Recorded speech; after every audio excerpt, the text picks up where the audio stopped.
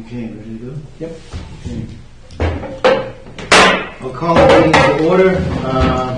I'm subbing for Mike tonight since he's laid up with a bad shoulder. I'd ask everybody to join me in the Pledge of Allegiance. Let's get started. I pledge allegiance to the flag of the United States of America and to the republic for which it stands, one nation, under God, indivisible, with liberty and justice for all. A moment of silence, please.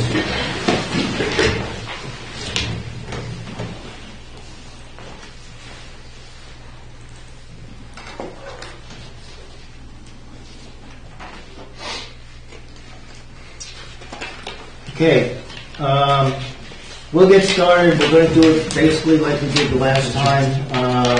We're reviewing multiple departments tonight. There are no official votes. This is a workshop per se. The council will determine if there's any major discrepancies that Jacob will work into revised budget if needed. As we go through it, Jacob will give us his reasons for any significant changes or discrepancies from previous years, and we'll basically each have a say as far as where we go from here. So first we're going to the unclassified again. Didn't we finish it with that last time? We did. I just wanted to follow up. Go for it. So yeah, on page 72 in the budget book, we did discuss this at our last meeting. I wanted to look back at line item 50-51. It's the pay holding account. That account was created to handle any sort of police union, originally to handle any sort of significant changes in the police department budget due to union negotiations, and also to cover vacation and sick time payouts for longtime employees that are retiring. And so we wanted some background on that account at the last meeting. So that's what that is. Originally I had put in $3,000 for that because it had been underutilized in the past. But we will have a significant vacation and sick time payout at the end of 2024. So I'm requesting that we bring that line up to $53,000. 53? 53 to cover that. And that was the only thing I wanted to touch base on with that department. Okay. So instead of 3, it'll be 53, and add that to the 279, correct? Right. Another 50. Right. So that brings it to 329, 694. Anybody have any questions or concerns about that? And again, as you said, any significant changes that we make will be compiled into this and then resend out as an updated proposed budget. Great. Okay, I see the next item is streetlights, page 38 in the packet.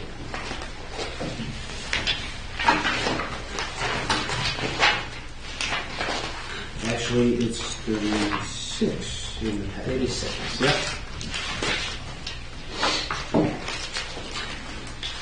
So here, just an increase in electricity cost over last year's budget. Is the 10% going to be enough? It's 12.57. Yeah. I think from where we were trending, this was just where I had put it.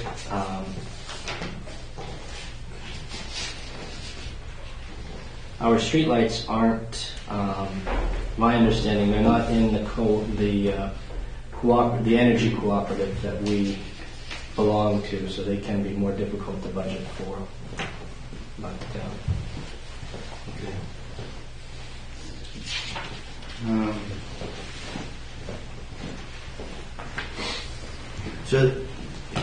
this is just the street lights. This is not CMP per se, as far as any other electrical stuff. It's just street light. Yeah. Any concerns from anybody?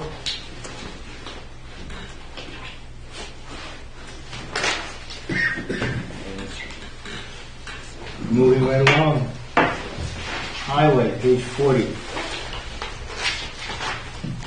Hey, Hart, should we knock off some, I know the highway might take a minute, but I know there's some people here that are just waiting for We're cemetery. willing to go out of order. I don't know, I'm just throwing it out there, but if you want to just hammer through it, that's fine. But You want to do cemetery? I figure that's probably not much of a budget, and that can get some of these people out of here if they want to leave. We can make it a dead issue. I get it. All right, let's do the cemetery first, on page 46. Our cemetery section is here with us tonight.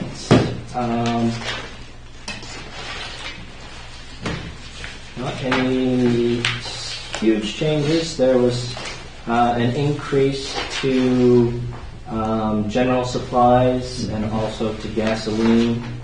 Peter, I don't know if you want to touch on those at all.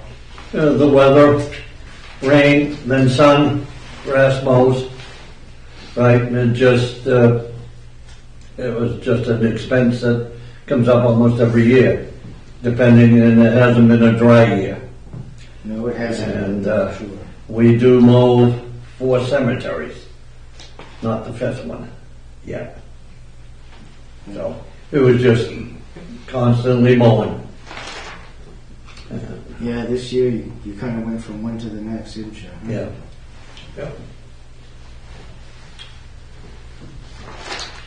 Really, the only other one was Had to be there was an increase in motor vehicle or equipment maintenance. equipment, and I think there was, well, something I can't touch. I think workman's comp was up. Yeah. Yeah, workman's comp, gas, and maintenance. Yeah. I don't know what your figures are, but I don't know what the balance is for the total for the cemetery now. What do you mean? I think I have about $15,000 left from what the last paper I got. Yeah, you did. Okay. That's about right. I am going to bring up something that I'm allowed to. I don't know where it is. I just got a phone call. I have no idea. Last Wednesday, I think it was the 8th, I was going to come in and talk, and I was told not to. That it wasn't on the agenda. So I didn't come on and talk about the purchase of land. Yeah. I don't know where that is. I'm going to leave that up to you. He just got back in country tonight, and he called me just before I got here. Yeah. I said, I have no news from him. I said, it's got to be left up to lawyers now. Yeah. I hadn't heard back from them in time for the last week's meeting, but it'll be on the agenda for this coming week's meeting. Okay. Plan. And that's that issue. If I'd had my budget back in August, I know she gives them out in September and August, I would have made a different approach. I think it's time to look at putting it out to bid for different companies. And I'm lucky I had brought Mr. Steves as a student. So on the 4th, I had the American Legion down. So stay with me. And some of them that are in the American Legion work for the Steves outfit, especially Michael. And the good night would get all the flags picked up by the American Legion. And I asked him, I says, what would it cost for you to mow and string trim this? Because we can't, I'm the sexton. I shouldn't be mowing, string trimming, and digging graves. But we don't have people. We don't have the numbers. And the numbers are $14.53 an hour, $14.83. So I went on my own, I know, and I asked them, Robert, to give me an idea of a price of mowing and string trimming all 5 cemeteries. Am I correct? Fixing the roads, helping fix the roads, the maintaining. Correct. We have one long hedge. That wasn't part of the deal. I have 2 smaller hedges. They would do that. And they came in with a price of mowing, taking care of all 5 cemeteries, mowing and string trimming. Now, this mowing has to happen every week, because we know in that growing season, intro, I know you're gonna have to put it out to bid, but they came in with a price of $48,000 to do all 5 cemeteries, string trimming and mowing. And you can delete some of the costs of gasoline, equipment maintenance and everything. We have 4 mowers. We have 5 string trimmers. The only thing we don't have is somebody to operate the string trimmers. And I think, if I'm correct, that the tax, that you can't use 17-year-olds because of our main school management insurance. I had 4 people that would have worked, 3 young men and 1 young lady that would have worked, but they were 17.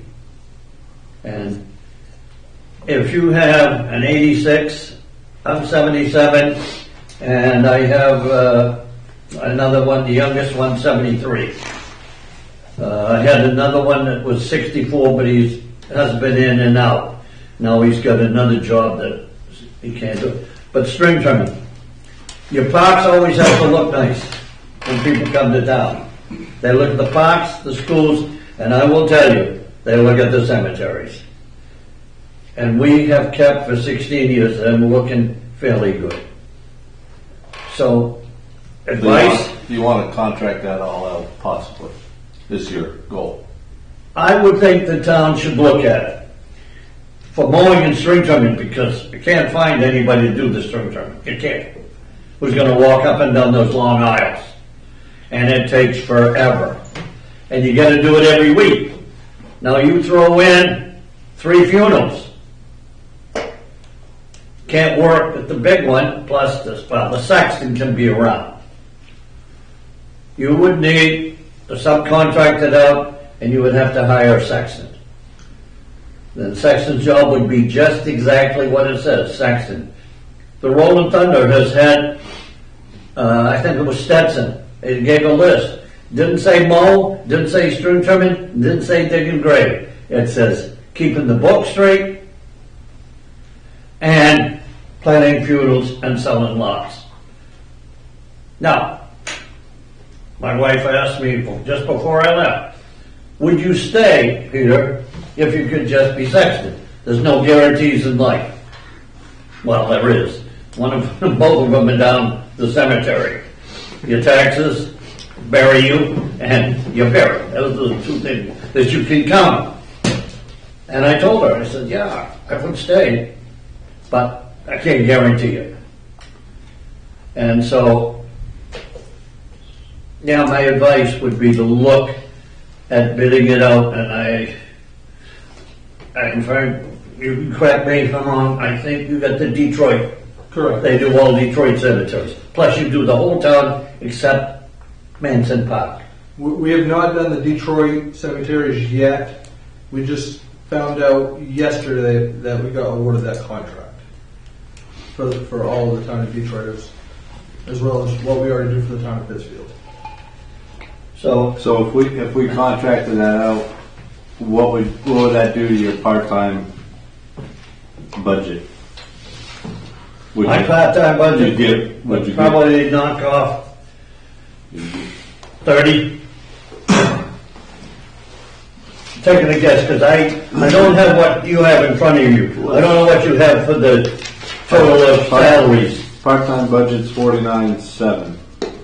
So the only thing, and this is what I'm gonna say, if you get a sexton, and they don't have to do that others, please don't. $17.70 is enough Right. for me.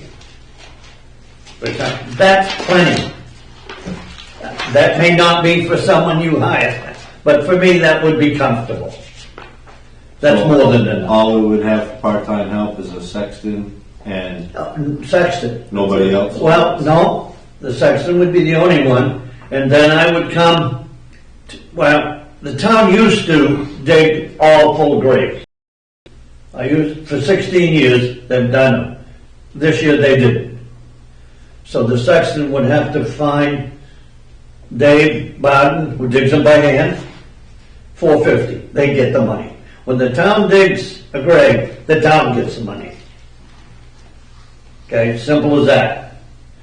If I would get out to Mr. Shute and say, do you have someone that's available to dig a cremation site?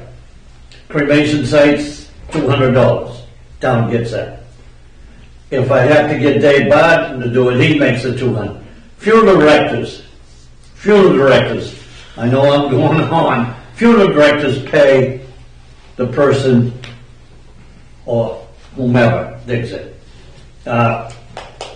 Today, and I've talked to 5 sextons, and I'm one of the youngest ones, so you can imagine what the other ones are.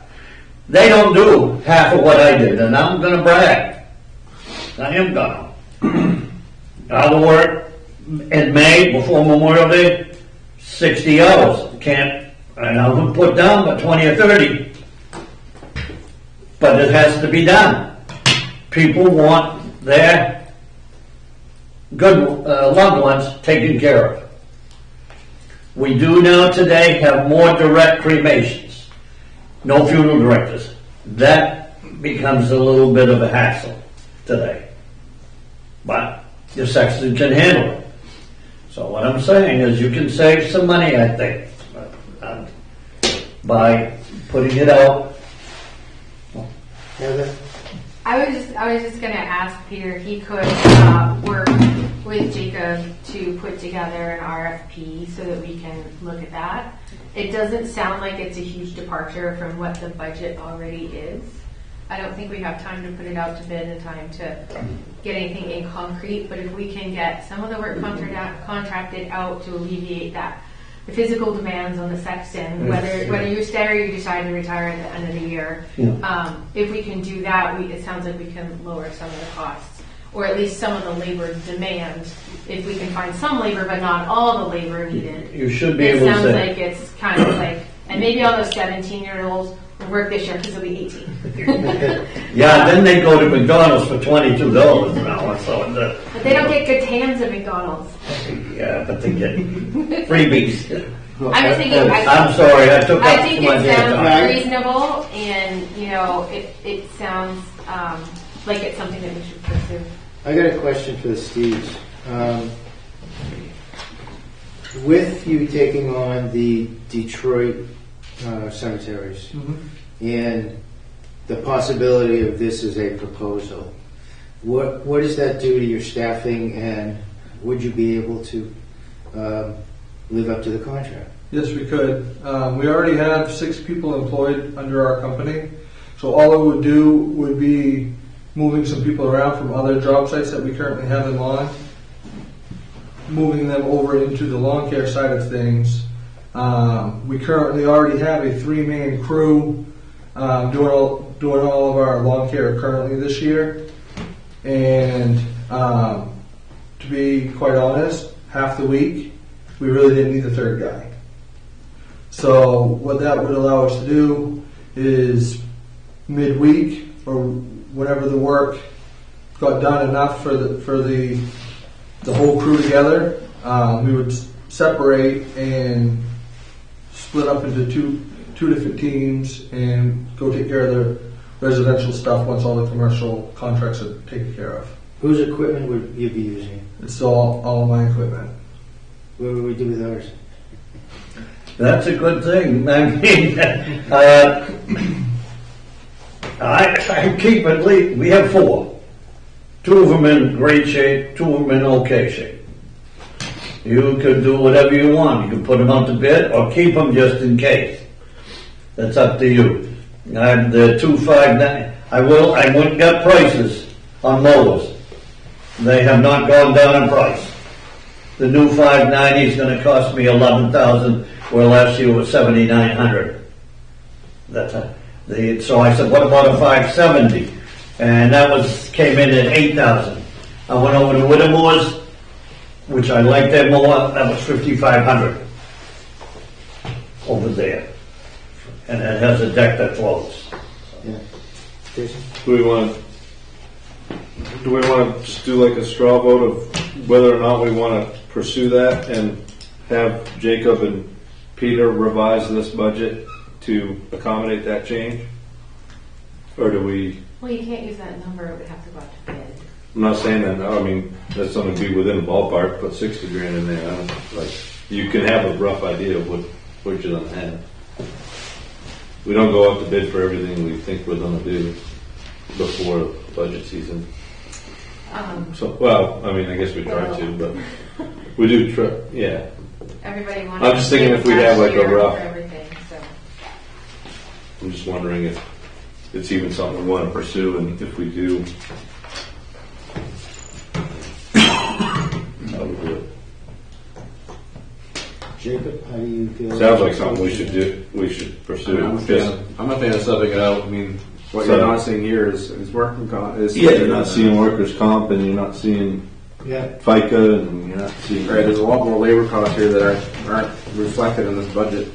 Yeah, It's so, true, because they're in with the insurance. yeah, I mean, it's in here in a different way, I guess, but I just need some direction from the council. You want to see it? Yeah. Come on over. Can I look at it, please?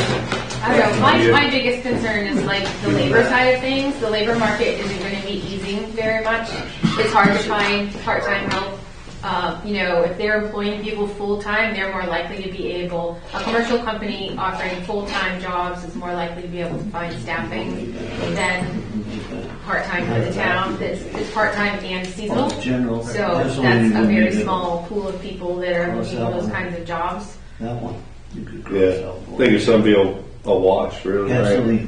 I think you cross out probably 2/3 of that. Can I- at least. can I add And something? then you're working. Yeah. Oh, yeah. I've already started looking into, with my insurance policy, Section would need. for part-time seasonal help. And they're doing some more research, but because we're not a municipal, it's looking like right now, I might be able to hire the high school age group of kids, which this year, currently, I had already turned down roughly 10 or 12 NCI high school students, just because I did not think I could hire them.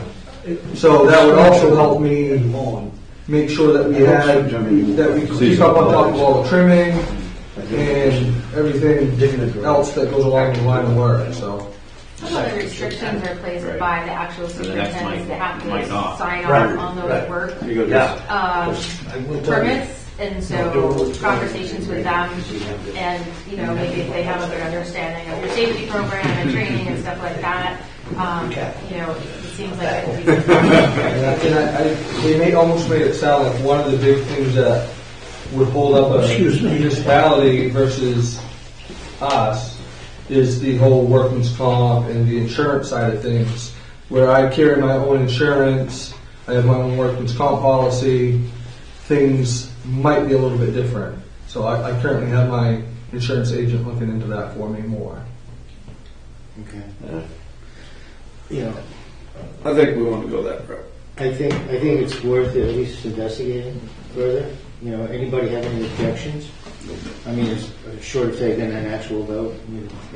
Do we need to take an actual vote? And We don't have to vote on Yeah. anything until we get to the point where we have to approve the Yeah. budget. We can I change think, things up and down. information is power, and I think the more information we have, the better, decision we can make.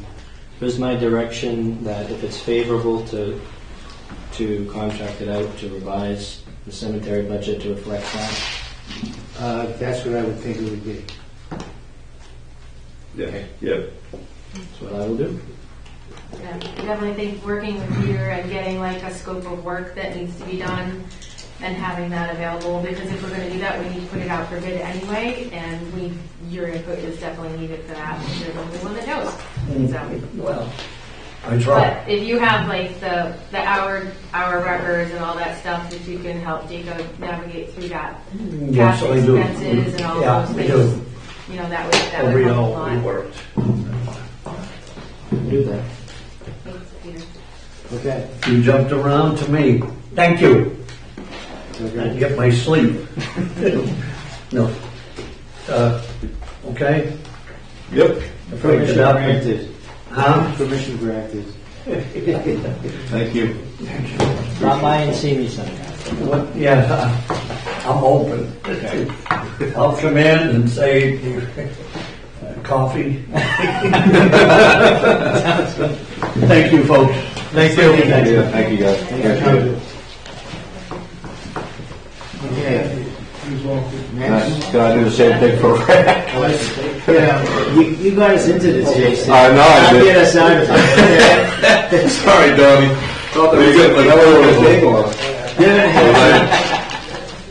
We're on record.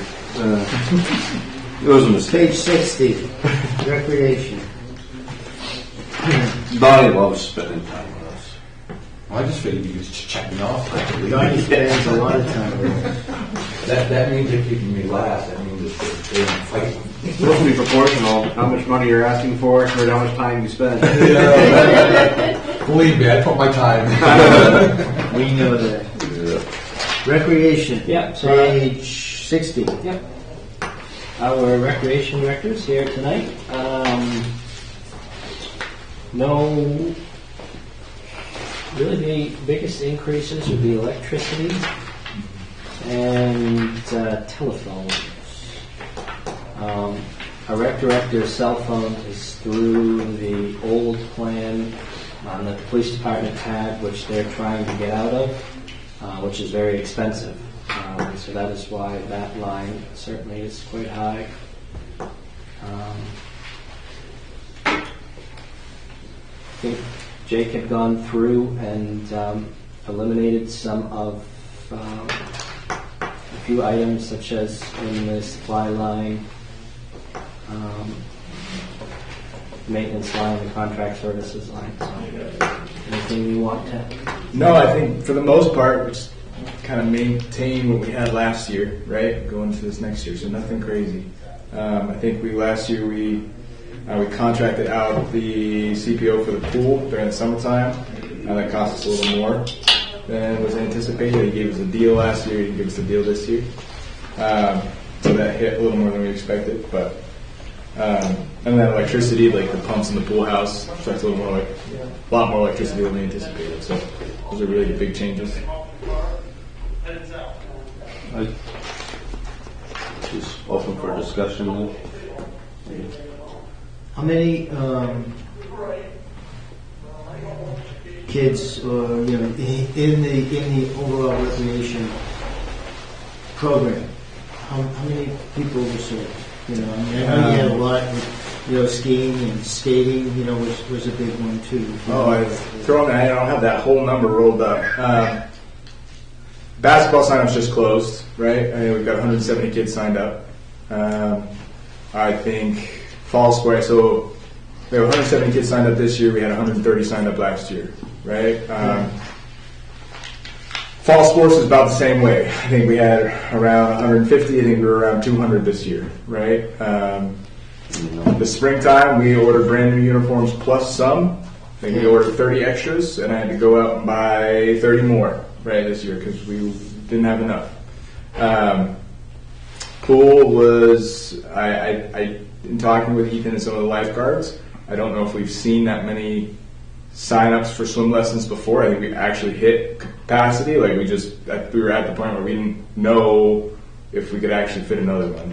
I think last year our biggest session was like 90 kids.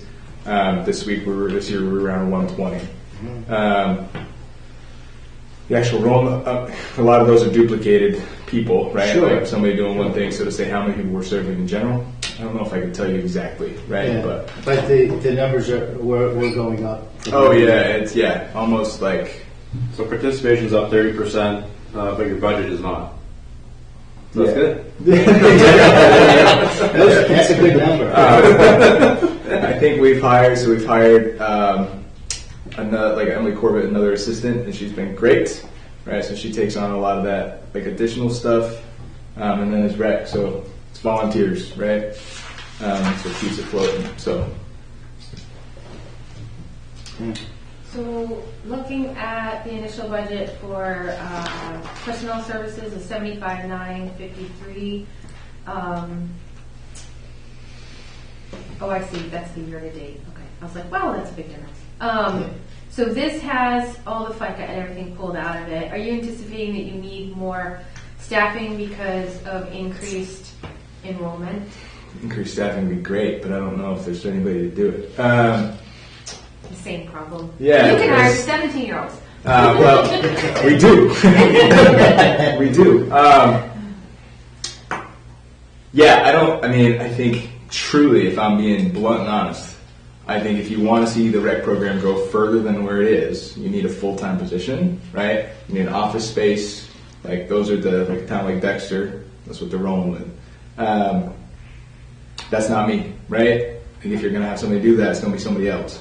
But I think if you want it to keep growing, that's what you need. So as far as increased staffing, we could hire like 3 or 4 people to kind of fill in these different roles. I think it's going to lack vision, it's going to lack direction, right? Because as far as managing those people, I'm at capacity, right? Yeah. So You got another full-time job. yeah, Yeah. He's a Yeah, I teacher, mean, it's full-time plus. if we built the program, it would have to be kind of a community activities type of situation, Right. probably. Which, to something to think about next year. So. Any questions, concerns, Jason? I had 3 line items that were questions. So your supplies, are all those listed right here, and that's all you anticipate for supplies?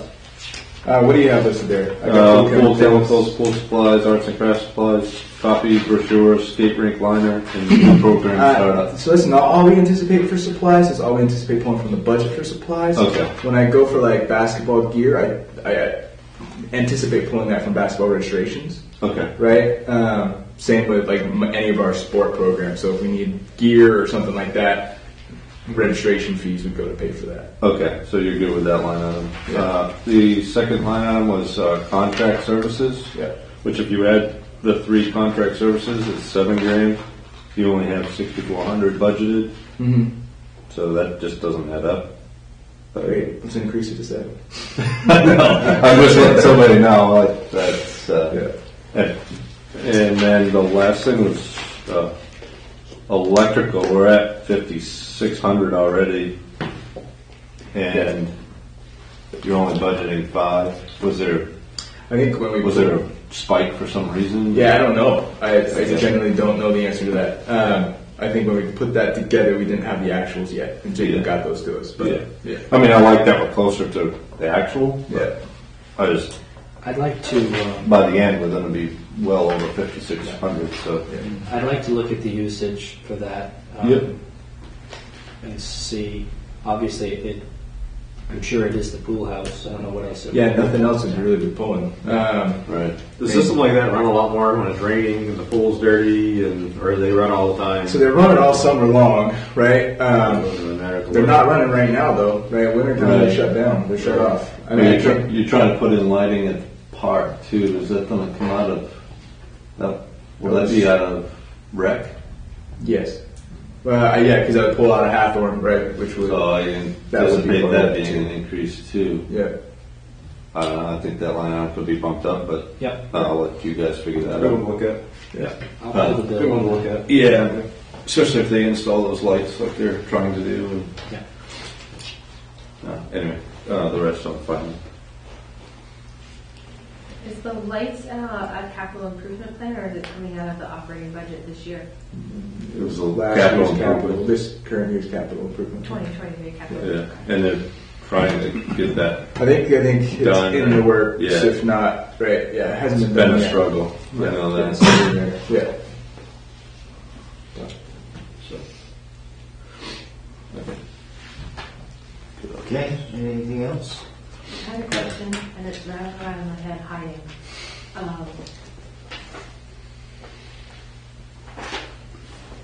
can't remember what Move on before you find it. Okay, good. All right, It'll come. now let's finally get to highway. All right, we're good. Thanks, Jay. Cool, thanks, guys. Thanks a lot. Appreciate it. Yes, thanks. Love is coming up. Thank you, sir. Yeah, in my eye. Page 40. Tommy, I think it's okay with you. I'll let you kind of take the reins on this one. Yep, certainly. I know we have all kinds of questions.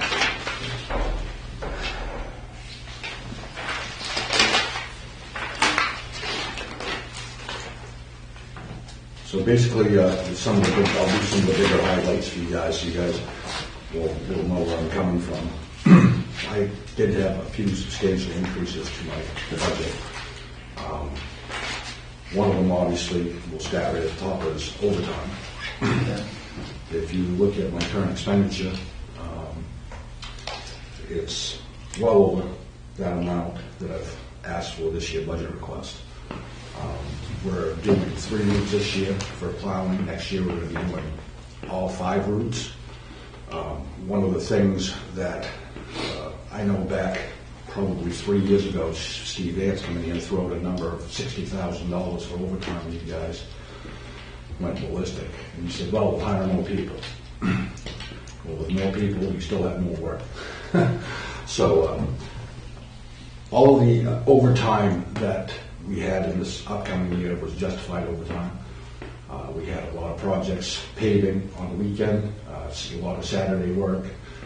Some of the culverts that we did for some of the, which we don't normally anticipate in the summertime, is try not to get any overtime, but can't leave half the road closed for half the night. So for driver safety and to complete projects, we use a little bit of overtime. I took some of that, little bit of that overtime as well, running around trying to keep up with all the projects.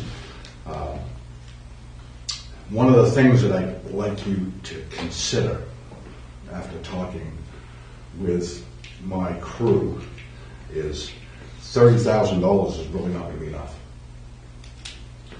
So what I would like you to, for the sake of trying to save money, and I think this is going forward for next year because we'll be doing 2 more plow routes. I know that the council in the past has banished compensatory time. That's giving people time off in lieu of working overtime. Mm-hmm. I think myself, I've had 500 hours of comp time in the books for 17 or 18 years. Some people were banking on that comp time and taking 3 or 4 months off at a time. I think that it was probably abused. But what I'd like to see us do, for the sake of keeping that overtime line item of budget somewhere in that $30,000 range, is to allow me to do 2 weeks of compensatory time during the winter months, which means that they can accrue up to 80 hours. That's what the state does right now for their plow truck drivers. And they have to use that 80 hours, so they can't keep accruing this year after year, because again, that becomes a liability to the town. And if you've been paying attention to audits, one of the things that's very apparent that they tell us every year when we do an audit was personnel. When they say we have everything's good, the town books are good, everything looks good, the only liability is what? Can you remember what it is? I'll quiz you. It's personnel, people that have been here, including myself, that have been here a long time. We have no contingency money available. So if you have 3 guys that have been here for 30 years and we got over a year's worth of time on the books, you've got to come up with $90,000, $100,000, $110,000. And what's happened in the past is when we get done, is we don't hire somebody in our position for over a year to be able to do that. So we punish the other employees by people getting done. So this comp time, I think, would be a good thing for us to look at for Public Works, is that they can accrue up to 80 hours to try to hold this overtime budget in line, this line item in check. And when we start up in the spring and summer months, allowing them to take a day off or something during the week, now that we will have a 6-man crew, we still can get our projects done. I don't know if you've been seeing all the ditching and all the culvert work and all the road building that's been going on, but there's not a shortage of work to do. Right now, we're trying to build a quarter mile in conjunction with Clinton, who's been saving money on the Johnson Flat Road. I don't know if anybody's taken a ride out across that road lately. But I just, I'm just taking a ride up before you start any work over there. It's not fit for traffic. Yeah, it's not too. well, we just put 850 yards of the millings from the town streets on last week, and we've got Clinton that's got $53,000, so we're rebuilding a section of road out there. We're going to be hauling gravel, so it's going to be a joint effort for a piece of that road. But again, it's late in the year, there's a lot of stuff going on. Right. So there's not a shortage of things to do.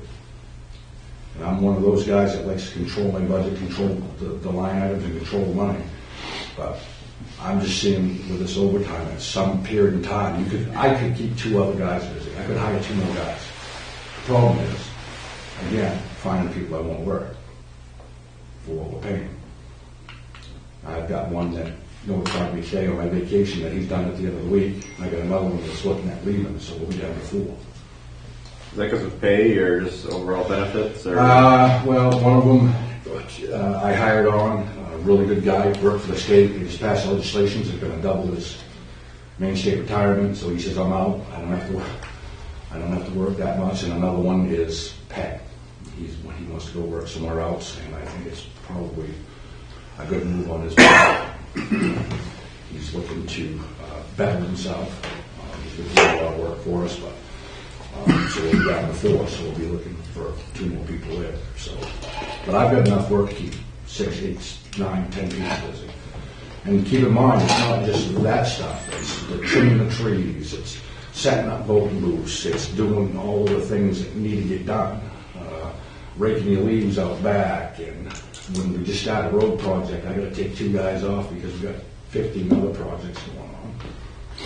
So I want to keep my budget in check. We've already spent over $30,000 already for overtime for 2023. So I'm going to try to hold that at $30,000. I know it's a 50% increase. It's either that or people are going to have to be understanding that certain things aren't going to get done. I can send them home after 40. Donnie, from a municipality perspective, how do our salaries, what we're paying now compare with other towns? I'll tell you, it's tough because sometimes I'll tell you that they're going through it. Palmyra just got 2 people that got done over there, and I think they're starting theirs at $19.50 an hour. And that's, when they're getting 18 or 19 at McDonald's, you're asking for somewhat skilled labor. You're asking somebody that's got a commercial driver's license, that's got to go through random drug testing, it's got to have some skill and some training. It's long hours in the wintertime, when it's Thanksgiving or Christmas, and they're all plowing for 18 hours or 19 hours straight, sanding. Again, we haven't got the best equipment, but I'll tell you what, we got some good employees. They got a heart of gold. They battle through it.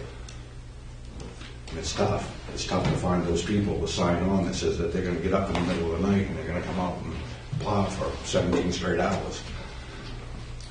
It's getting tough. The job market is tough. Yeah. And a lot of people, you say, well, the benefits, and some of them act like they don't even, that the benefits don't. I had one that I thought I had on the hook. He said, well, if you're paying $9.15 an hour for my benefits, can you add that to my pay? And I just won't take any benefits. But the problem is they don't see the benefits. The benefits is not just, I had this happen 4 or 5 years ago with a guy at the transfer station. He said he didn't want the benefits. I said, we can pay you $6 more an hour because back then that's what the benefits were. And that after 3 months, when he wasn't accruing sick time, and he wasn't accruing vacation time, he said, well, what's going on? I said, well, it's a benefit package. You either take the whole thing with the insurance and the time off, or you don't. Well, no, I just didn't want the insurance. I want the time off. And, well, it's offered as a package. So, again, pay is not great. when we give comp time, and we pay it out, do we give time and a half like they get for You overtime? have to. So, but we adjust that on our books. Like my 500, whatever it is I've had on the books for years, that's already been adjusted. It wasn't that I worked 500 hours overtime. It's already been adjusted at time and a half in Right. the office. So it's, So here's the thing, is that pay time off, if you accrued it years ago, when you take that time now, it's worth at your pay more. rate now. Right? you betcha.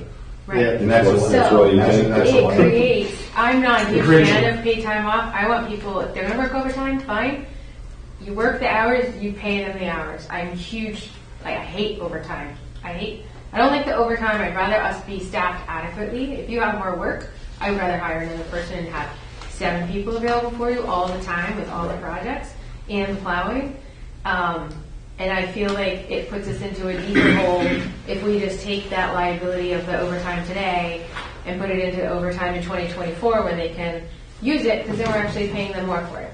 It's appreciating in value over the years that people hold on to that, and it's a liability for the town. It's still a liability for the town.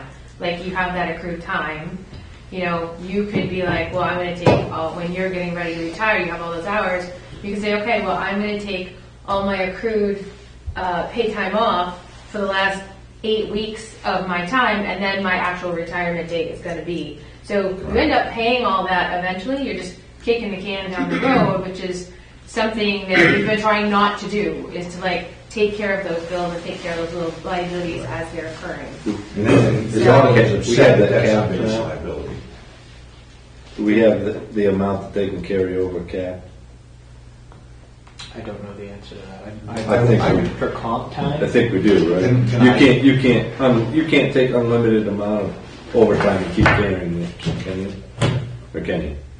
I've had mine on the books for, I think the last time I did comp time was 16 years ago, 15 years ago. Like I said, I'll be honest, I think I got 500 hours. Well, that's Again, there's I a don't think liability. comp time goes away. No, I'm not Those are saying that. hours I'm not saying of well. work. I'm saying That's it. do we adjust the fact that you can only carry, say, 200 hours of vacation time?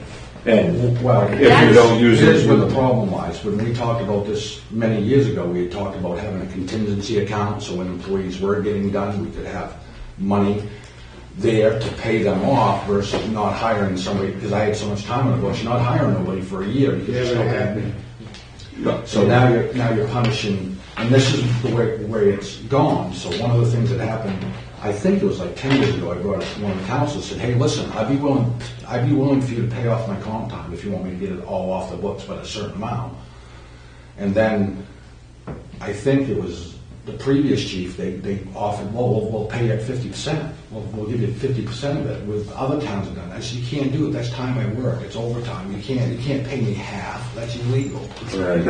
I said, and that's the same way. So I'm asking about overtime is you get say 200 hours every year. Can you just never take it and you're gonna get It has been, that has been what hours of has pay. happened traditionally, yes.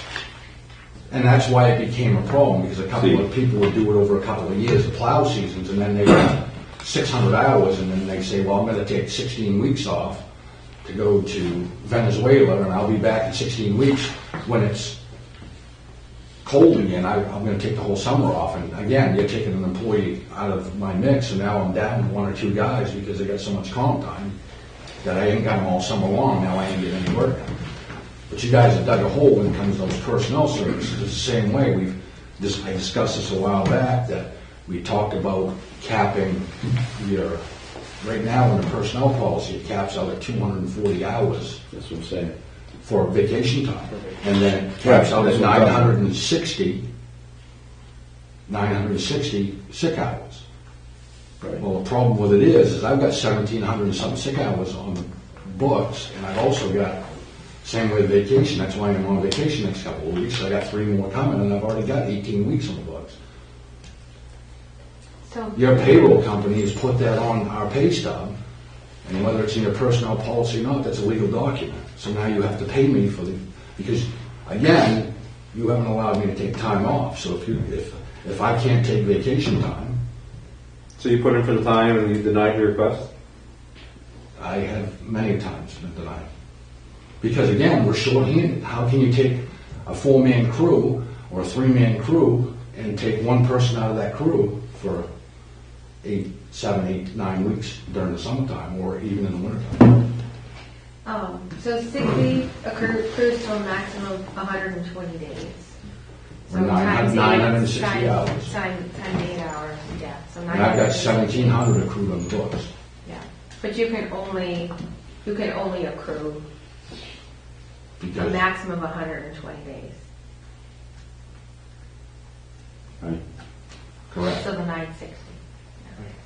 So you're telling me that I've been denied, that this is where we had this problem 10 years ago. You're denying me vacation, so you're telling me This that, is sick time I'm talking about. and not it's the same way with sick time. Vacation is 6 weeks maximum Well, accrued. sick time, you know, it's not like it's a, It's a liability because you're it's, you use it if you're sick, but it's not like we, Bonnie, where is this? We wouldn't pay it all Stuff out. is like on pay stubs or something? yeah. Well, no, the like pay stub is yeah, that we got our used it. accruals, but that's, you've got the This is But I don't know personnel. about Personnel municipalities. I get that, but I just want to make sure that if he's owed that much time or somehow is owed that much time, it's reflected somewhere.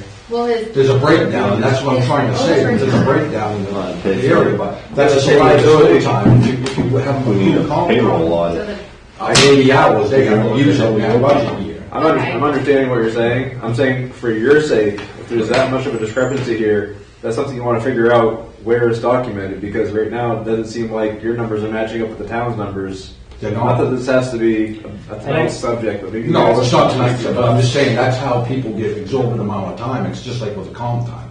People over the I get time that. will take it, but it has to be managed. so right now we have it, nobody accrues comp time. You guys stopped that. Because we stopped it because of the unfunded liability of that. Right. So maybe Jacob can work through the pay stub issue because it shouldn't be reflecting more than the 120 days that's allowed here in the admin. I mean, that's something to work through the payroll. There It might be a should- glitch in that, but Unless that's he was one thing grandfathered to in work before that through. changed. Look, this wasn't a change that we made. The paid time off is the change we made, but this policy for sick time has been standing for a long time. Okay. Right, because like I said, it's the same way that if you take your, what are you talking about, benefits, you got, back when I accrued 960 sick hours, that was the maximum, Right. 120 days. Yeah. I came to work when I was sick. So this, Everybody else, when they get a headache, they call out, and they use their, and again, you're promoting that stuff, but they take a sick day, when they get it, they take it. So again, it's one of those things that when you recruit, when you do this, it's like comp time, there's gotta be some sort of management to control it, because again, if you deny my time, and then you tell me when I get done, you're only gonna pay me for 6 weeks. so that's That's another not- conversation. No. But as far as like, I don't think that we could say the public works Sounds like- department gets to have paid time off versus everybody else doesn't. I don't think that that would be like an unfair application of a policy to employees. I understand like your reasoning on how to do that and stuff, but then I feel like you're just pushing that time out into the summer when everybody's busy doing more projects and stuff. So I don't think there's any good time to be able to offer that, and I'm still a huge favor of just work the overtime, pay the overtime, or have more staffing so we have more people available for hours. So, And that's fine, I'm just trying to, like I said, we Yeah. gotta find a way with my overtime, but it should help. if Donnie's maxed out on his sick time and he gets, say, 6 days of sick time for next year's accrual, allotment, and he doesn't use it, do we then pay him 6 hours of sick time so he doesn't continue? No, to- only accrues. So he just, but he would lose Sick it, time right? is Right, you different use it or than. lose it for sick Use it or time. lose it for sick You can accrue time, to a yeah. certain point, and then after that you lose it if you don't use it. And on his But you obviously vacation, don't- on his vacation time, if it's maxed out and he doesn't use it, we should then be, he loses it? Loses it. Yeah. It's capped. You can accrue. How 6 it's, can I weeks. say, how it's supposed to work is Donnie's pay stub or any employee's pay stub should not be, it should be set up so that it cannot accrue past the maximum. And how it normally works in communities is, or it really, I'd say in any place of employment, is the employee is looking at their pay stub and they see that their vacation time is getting close to being maxed out, they say, gee, I'm going to take tomorrow off or the next day off so that I don't lose my vacation time. Right. I don't think that, it sounds like that has not been. Sounds like it hasn't been done, you know, because. Sounds like a mess, honestly. It sounds like a mess, for sure. Yeah. Well, part of the problem is Donnie is in a position too where he can be mandated to work through or called back, and I know you had that happen before. Well, and one of the And things that I it's said, unfortunate that that is the position that you've been put in, that you've accrued all of this. well, it's been put in the past, I've got another couple employees that might have been, you know, that got, you know, been here 12, 15 years, and it's the same way. You know, there's people that, when they have a headache, they don't come to work. If they're not feeling good, they can take a sick day. Well, who do you replace when you got a 3-man crew and one person's sick? But every employee should feel empowered that if they are not well, they're not coming to work. Because the last thing you need is somebody in a backhoe who doesn't feel good. You know, operating that backhoe, it creates a real safety issue for all the other people around them. And so all employees should be empowered to feel like they can use those benefits because they're there for a reason. Well, and then if you look at it, it's what? It's 12 days a year.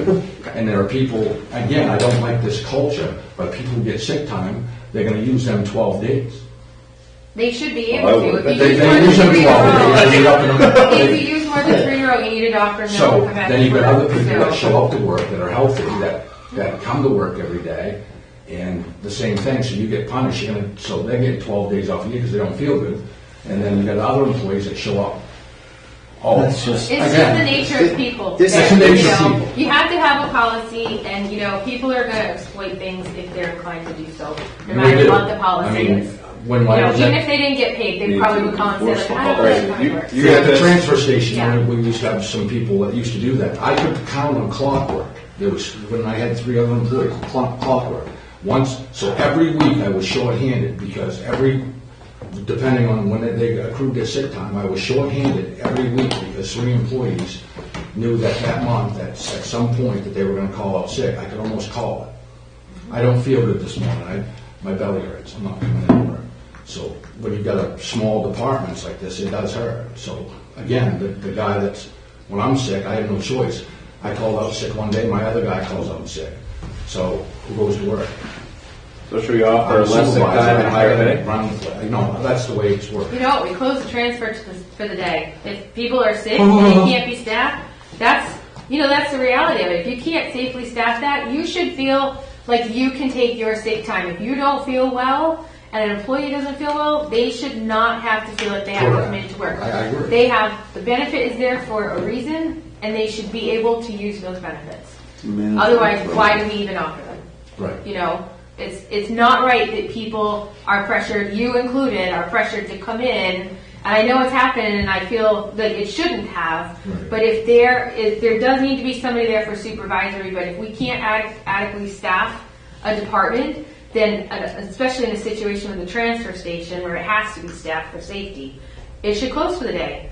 You know, we put it out on everything, and that's the way it has to be. You know, sorry folks, bring your trash tomorrow. And I know it impacts the commercial haulers and everything else, but you know what? I don't like the idea of people coming in sick and operating machinery if they don't feel well. No, and that's why I And said. yeah, there's people who are going to call and be like, I don't, whatever, you know. But there should be some standardization across departments as far as, you know, how people use their time and what's the maximum that they should be able to get. And it should be reflected uniformly across, you know, our books and your books. Yeah. Correct? Yeah, For you know, vacation time. fiscal responsibility, and I've tried to push this years previous, you know, that's why I'm saying that number jumps out at you when you look at the overtime. I'm waiting for the spears to start coming across the aisleway. Well, that's double. It's a 50% increase, and it's a shocker because I feel highly on fiscal responsibility. But at some point, we've got to figure that out.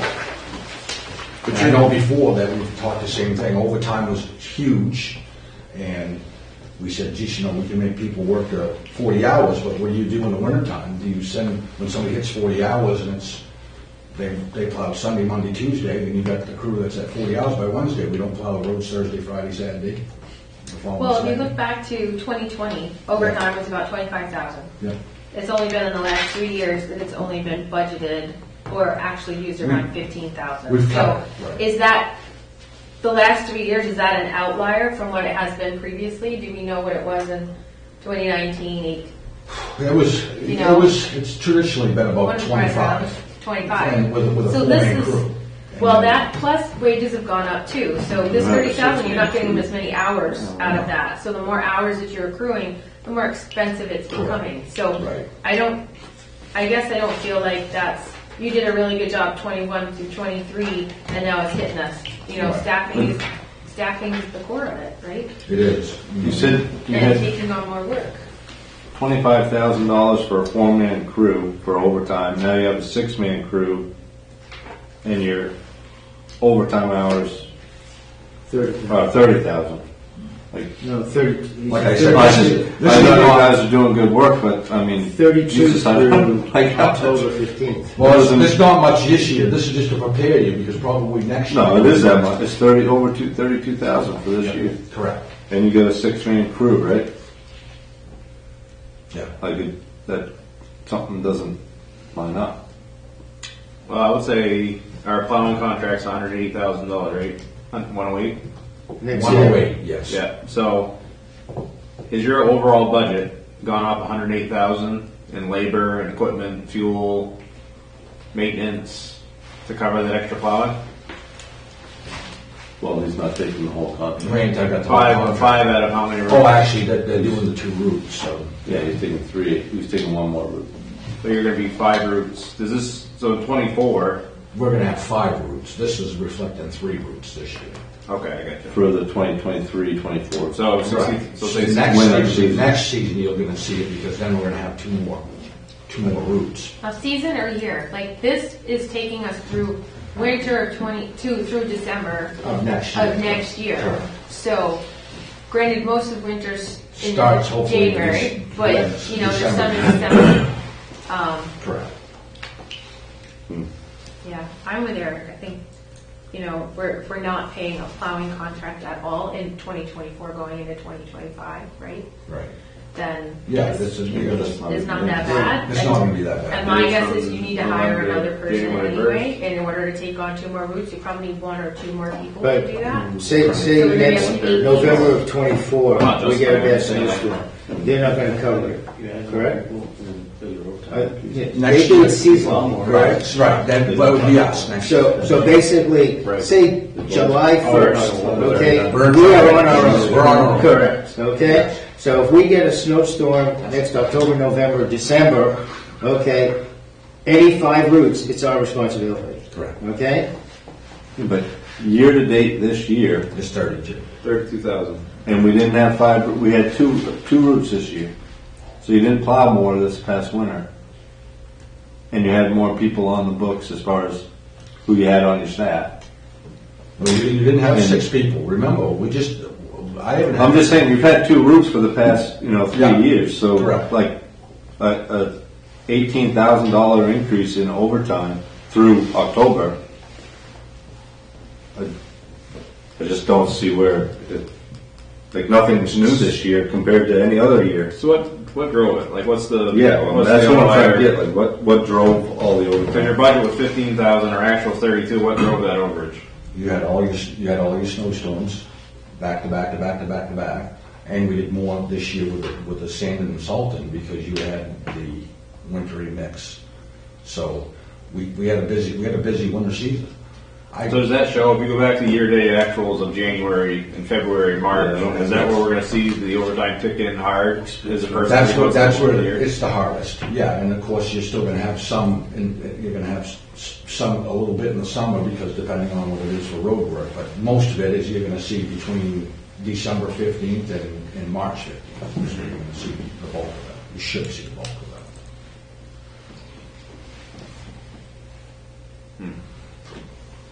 I'm not trying to attack you. I'm trying to understand it. Like that doesn't make sense completely to me. So don't take it personally. But And no, and I'm just trying to And I will understand. tell you that some of that, if you look at the bookkeeping, that probably some of those hours are mine because I was kicking in they only had 4 guys, and I was kicking in as a 5th guy, so you're paying me overtime, and it was coming probably out of the public works, because we didn't have 2 employees.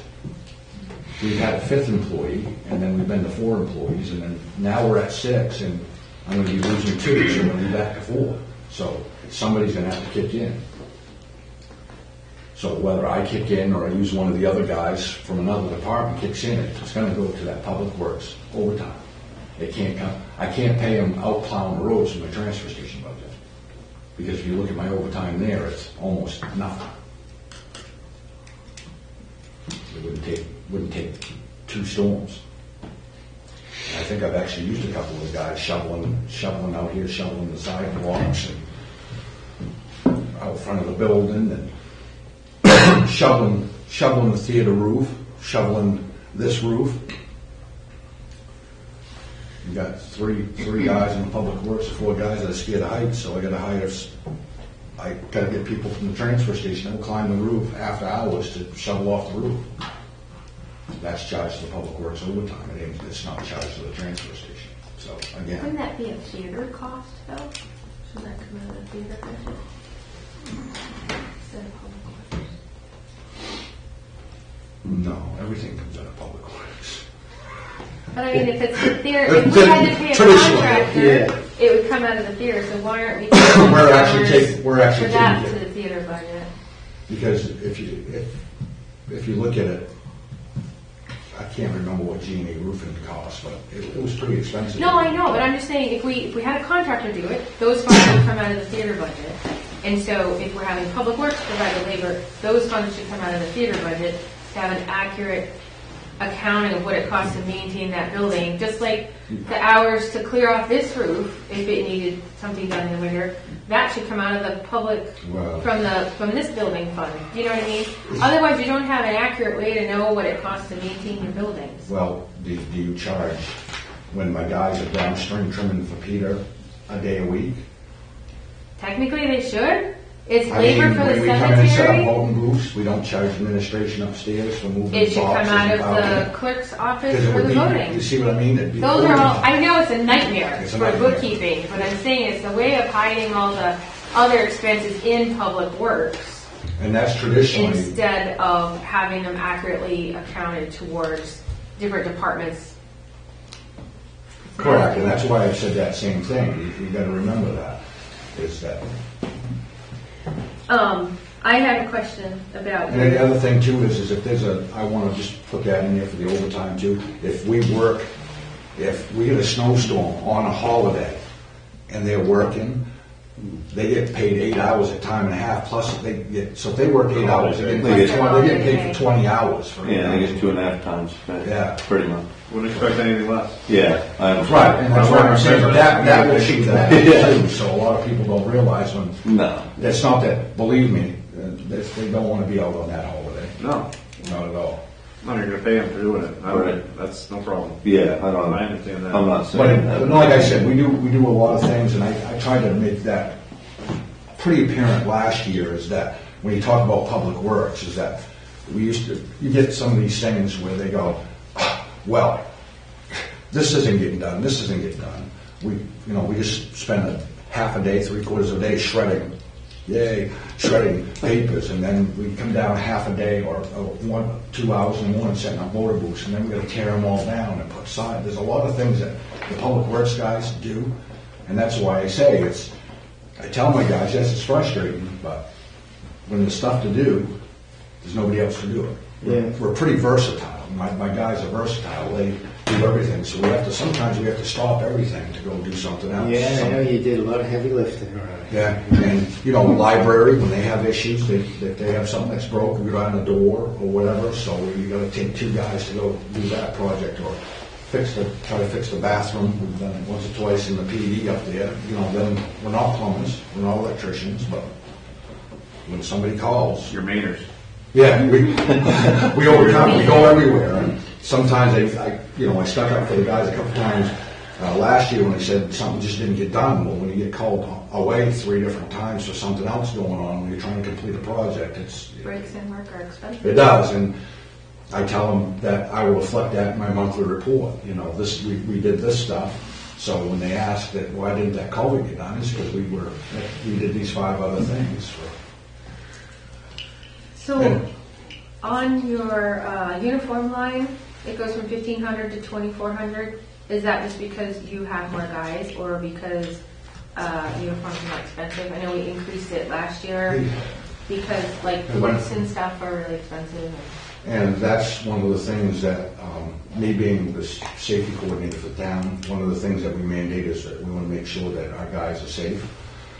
When you go by it, we mandate that they have to have safety toe boots, and they give them $250 for a uniform allowance, and that's $289 for a pair of boots. Yeah. They got to take $20 out, and then if you see my guys too, I mean, uniforms are good, high vis. They ruin their clothes. My guys, the same way at the transfer station, they're under them compactors with trash and grease, and they're ruining a $30 pair of jeans, and they're ruining more than what we're providing them.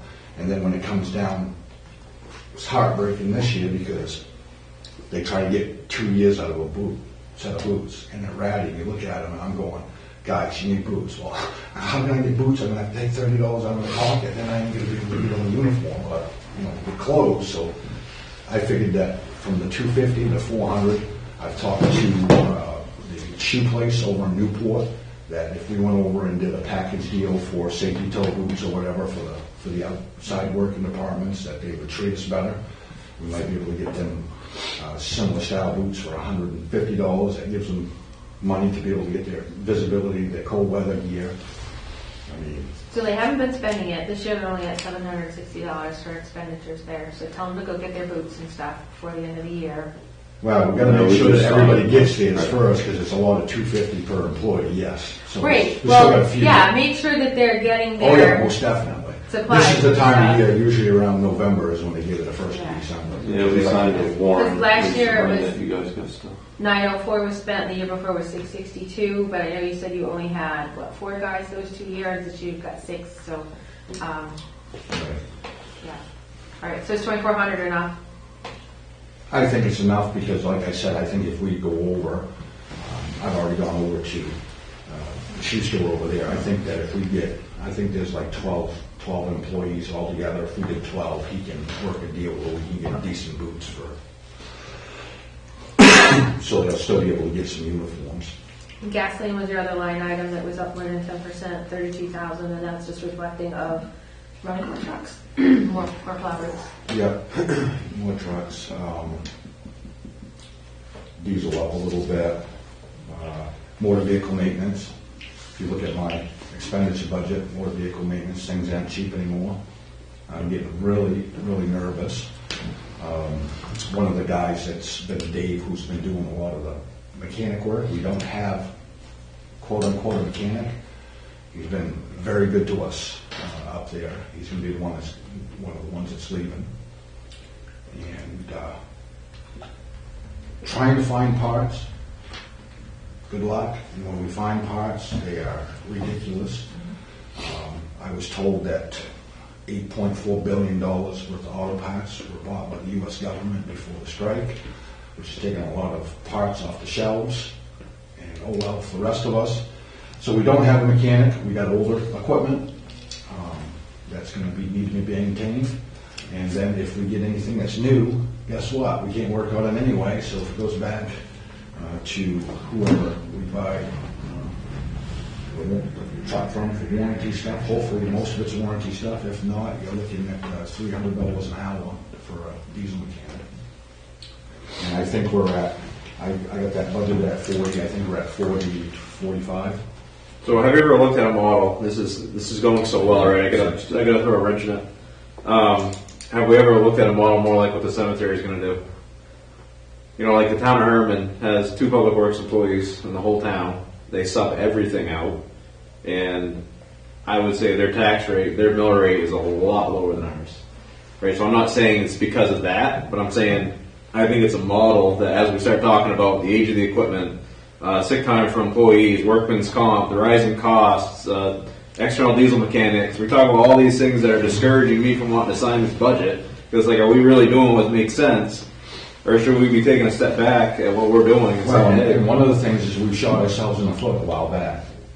we made the determination, or the council made a determination, we're gonna be plowing our roads. You're not gonna find, nobody's gonna go out and spend $4 million on equipment to plow our roads and get paid $3,500 a mile, which is a very rate of what we were paying people. It's just, Right, I'm not saying that's the Summer way. stuff, could we do that and save a little money? Most definitely. But again, you've gotta have a contractor that's willing to do it. Yeah, I think that there are a lot of places that would do that. They plow their own roads and then summer maintenance. But again, if you're doing winter, try to find people to plow. I get the main DOT job hiring thing. I get 55 of them a day for drivers and dump truck drivers and plow drivers. So then you're gonna have to look at seasonal stuff. We decided to take on the plowing. So 4 years contractors ago, are very territorial, right? Yep. If someone's plowing Pittsfield roads, no one's going to step on his toes.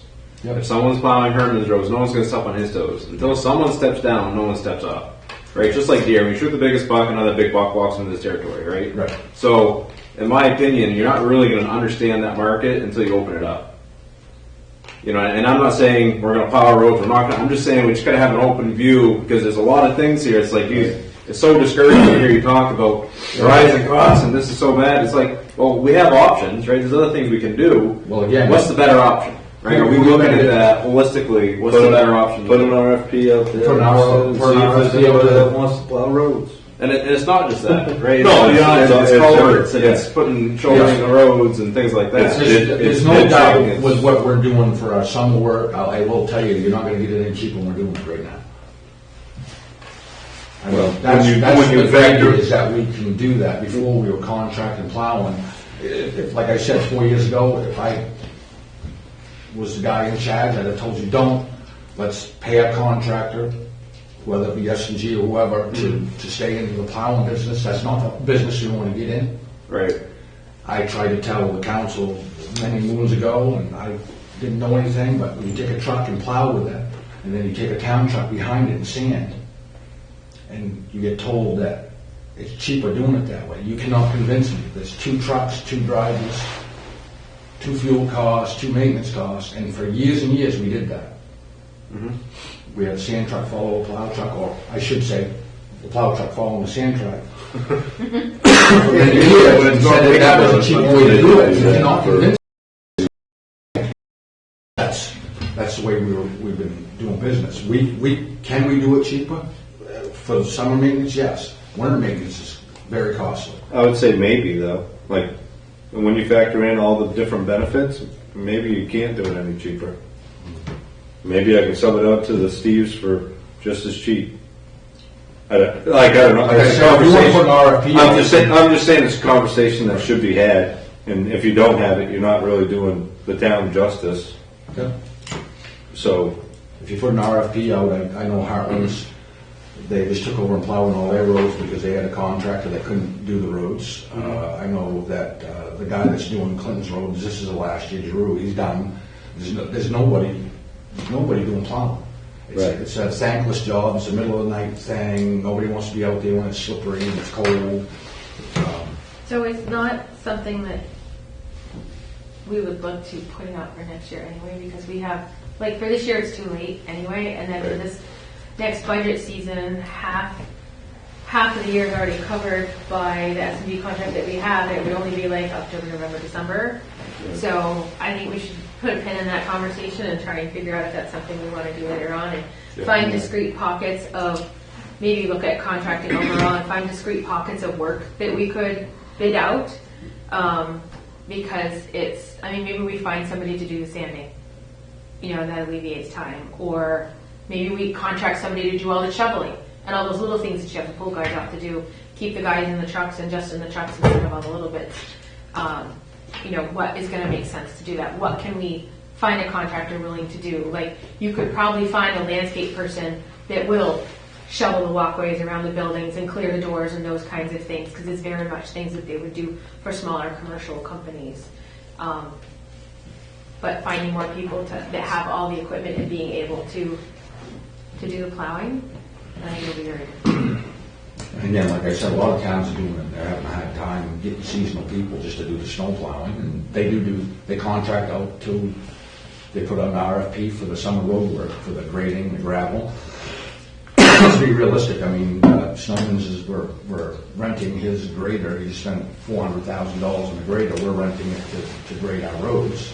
He probably could hire somebody to grade our roads and do some of that stuff. I'm sure they could. Is S&G in this 206,000 for contracts and rentals? And that just takes us through the first 3 months of 2024 for plowing and stuff. What else is in the contracts? That's it. The contractual rent is for like Culvert, You're ditch going to have it for Correct. running the grader, compactors, for rental stuff. If we get rid of our excavator, obviously excavator rounds. Well, that'd be under equipment rental, right? Yeah, some of it is. Which you only have $7,000. No, you don't have anything. There's rental Let me see of what it sweepers, is. graders, and dozers, 25,800 under contract services. Yeah, that's Which is just separate from rental, Yeah, equipment rental. I think you have it in the wrong bucket. Equipment purchase and rental. Contractual. Your equipment rental is $0. I think because it's in Historically, it's come out of contract. It's in contractual. Like when we have or catch, somebody come do our catch basins, crack sealing, rollers, compactors, sidewalk sweeper. Alrighty. Jacob, in your previous life, how did your public works department compare to this? Like, just curious for a view outside looking in. Similar size. Yep. Had similar discussions about plowing. Plowing was always kind of a big topic and a big budget item. Bucksport would hire several seasonal staff people that would work full time during, I can't remember what period of time. So kind of a similar setup to Pittsfield. But that's something to consider is if we wanted to go down the route of hiring more seasonal part-time staff to help with that. And Donnie and I kind of had that conversation, but One of the problems is finding part-time workers. We just went through a repeat. You're not going to do it. You can put the job in there, but finding the people to fill it. And that's Right. yeah. And it's Would you definitely do better hiring another full-time person? Yeah, and that's why I said it's.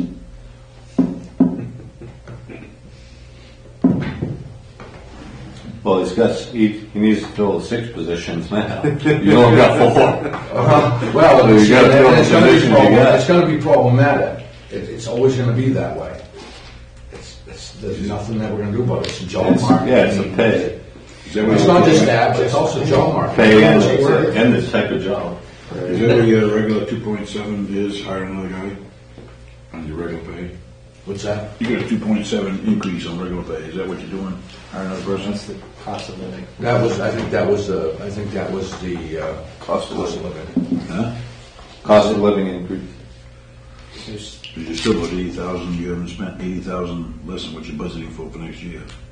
Because we've had part of the year with 4, part of the year with 5, so we haven't actually hired that. Yeah, I haven't had the 6 people. We just 3 weeks ago hired our 6th for the winter season, and he's, like I said, his main state retirement's doubling new legislation. He said, So he's out of here. So he said, I don't have to work. I'm 61. I planned on working for 4 or 5 years for you, but now I don't have to. What's contract services engineering? So we have 15,000 budgeted. That's for when we do like engineering. We got a culvert and bridge for the Crawford Road Bridge for projects like that to draw RFP engineering plans. We for have those. a contract 2 years ago, we hired an engineer to do the engineering for us for a bunch of projects. Yeah. So that we had the engineering done ahead of time. I'm just looking at like the actuals for the past 3 years, plus not using anything this year, and then we're budgeting the same amount. Johnny, is that because We've never really used 15,000 that in this One of them we should be getting billed from Plymouth Engineering. Just me and Jacob had just talked to them. Oh, okay. They're doing an RFP for the. They've been holding on to it for quite some time. I've been contacted 15 times and said, "Listen, we need this because the Sebasco Street culvert and the Crawford Road bridge." Okay. And I expect we're probably going to see a bill on that at some point. And so what are you anticipating the engineering being for next year? Well, I think that any of the projects that we're probably going to have some, we're definitely going to have some expertise on the Main Street project, which is supposed to be happening in 25. We're probably going to have a few scopes and design changes on our own that are going to come off Honeywell. That's not going to be off Main Street for some new street lights and some of that stuff. So we're probably going to have some engineering specs on them according to Goral Palmer. They're doing the main scope of Main Street itself. So I anticipate we're going to have some engineering. Roads coming into it. It's nice to have it, and No, it's good. nice to have it and not spend it, and there's No, I just didn't know what it not did. having it and then It finding. didn't out say that- what it was, so I was curious. Yeah, we traditionally for our our collection system for the storm drains, that sort of stuff, we've been using Plymouth Engineering for that. I can't remember what he quoted us for a price, but it's been pretty cheap over the past 4 or 5 years. So given the circumstances where we are, do we look at bumping up the potential overtime or comp time, or any suggestions on where to go?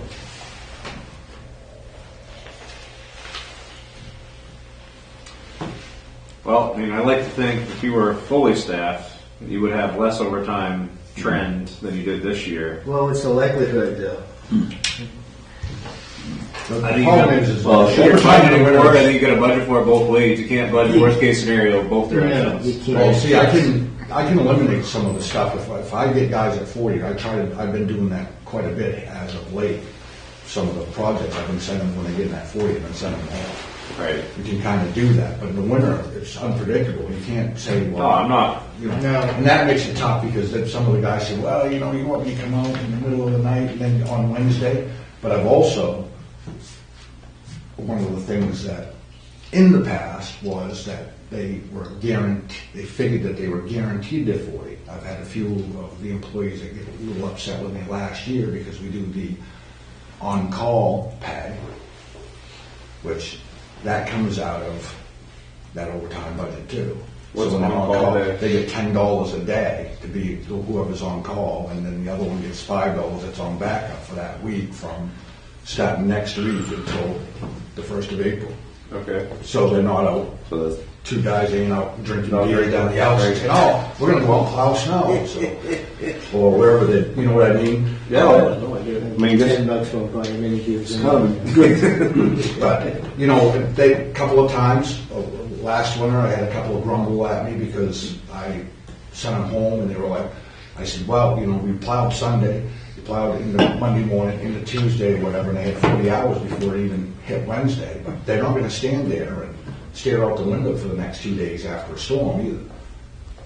I said, that's not what it's all about. Well, I'm guaranteed my 40, and you can't take away my overtime because you feel bad enough they've been out all night or for 22 hours straight, but I don't think that gives them a free ride on, they get to stare out the window Wednesday, Thursday, and Friday either. so the money that we overspent in overtime is money we'll save in regular time in 2023 anyway, more or less. Yeah, I mean, that's, So again, kind of it's not washes that out. because we haven't been fully staffed. Like I said, I don't Right. know what I've got left in the regular, what did you say we got left in the regular payroll? 80,000. 80,000, so, Right. yeah. If you project it out, you have At least by 50 left. about 20 left, 20 or 30. Yeah, so it's, It's because you haven't been fully staffed, correct? yeah, and like I said, they've been pulling, some of my overtime has been coming, Yeah. and believe me, that's cost shit for you to have me come out, I ain't cheap. Donnie, you mentioned that some of the overtime was from paving jobs that were done I just did some of it on the weekend. that couldn't be left on for the weekend. So is there a way to I know we're kind of at the mercy of the paving company, but not have them paving on Friday so that they can finish it and have the job done on Friday and have it, so our guys aren't going out on overtime on Saturday. Oh, it wasn't our guys, it was me. Oh, it was you, but I mean, same thing, you know, Again, you're a that's- guy, we're paying you, so. And one of the things Paving was, company is be that just responsible. happened to be when they can do it, they could do it. We can mandate all we want, we could say that we put the restriction to be done by October 15th, but they didn't get, half of their work done for the state projects and stuff. I mean, you could, Are we getting more overtime because we're not paying enough in the first place? People have a hard time making their weekly budgets, and this is a way to compensate for that. I mean, is that a thing, or is that just happening in the construction world privately, not in the municipal? no, because again, I try to control that. That's, if somebody's not getting paid enough, I'd much rather have them come. It's just like that whole, matter of fact, I had three of the 5 guys the other day and said, why are we getting paid $70? One person getting paid $70 a week to be on call. Who started this? Jerry, my foreman. Why did you start this? It's when we signed up for this job, is that we're going to do nights, weekends, inclement weather. We were going to go out.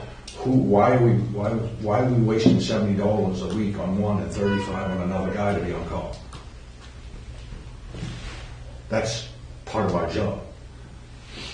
And I didn't have an answer for him. I said, at some point, So you're saying you shouldn't get paid?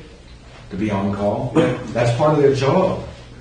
Is that what you're saying, though? I don't understand your argument, I guess. I don't know where you're going about it. Well, that on-call pay, Jerry was like, why would you pay me $70 a week to be on call? When I took this job, I know I got to plow on nights, weekends, and holidays. So why did that happen? Was it because he wanted to know why? Historically, why did this happen? Why is Was it somebody on crying budget? because they weren't making enough money? Again, were they crying because they weren't making enough money? Is this just a... And I said, I don't know if people couldn't afford It's it. the department policy that was put in place probably to guarantee somebody was gonna be around and not everybody go skiing when it snows, or whatever, snowmobiling. Like, That's I'm part on of call the one reason. week out of every 5, right? I'm on call right now, actually. And I can tell you, I don't get paid extra, but it's a burden. Like, it feels, when you're on call, Oh, yeah. the phone is always Yeah. going to go off, right? Right. So, but I appreciate that you guys pay your guys on call, because I think it's, Yeah, you're it's changing not a your lot. life when you're not getting paid. So, Jerry said, well, I don't, for that $10 a day or $70 that week, it's not gonna make or break my family budget. Right. I thought when I signed up for the job that this is what I was gonna do. But do you get comp time for that on call? I get paid when I go out, I'll get paid, Just only if you go out? yeah. But that's our policy, like, that's not, Yeah, some places. I can change it how I want to do it. It's Some not places you work, get comp so- time just to be on call. Right. Or I know some minimum. companies pay $250 for being on call for that week. There's a lot of different structures. Right. And then, I think town policy says if I get called up, I'm not, then you've got other people, like, I get called on a Saturday to go to the transfer station, something wrong, or I get called to do something. I don't get paid to be on call, I'm on call all the time. Are you doing your own call pay only in winter time or some? Only in the winter months, yes. Only from after Thanksgiving until the 1st of April. So you have a 28% increase in electricity. Is that just for the town shed? It's $4,500. It was $3,500 last year. Is that Yeah, that was electric rates or that was originally what we anticipated being out of the co-op. It was going to be. because of electric rates? Okay. So and then the heating, that's the town shed heating. Yeah. And is our new roof on yet? Not yet. They got tomorrow, right? Is the day they have They're that done. supposed to have it So done, you got a 16% increase. Would we expect that to actually decrease because it's got a better roof on it? And more Or- insulation, it should, yes. It should. Hopefully, yes. And that's one of those line item things with the heating too that I will bring to the council attention, that with heating oil and everything being the price it is,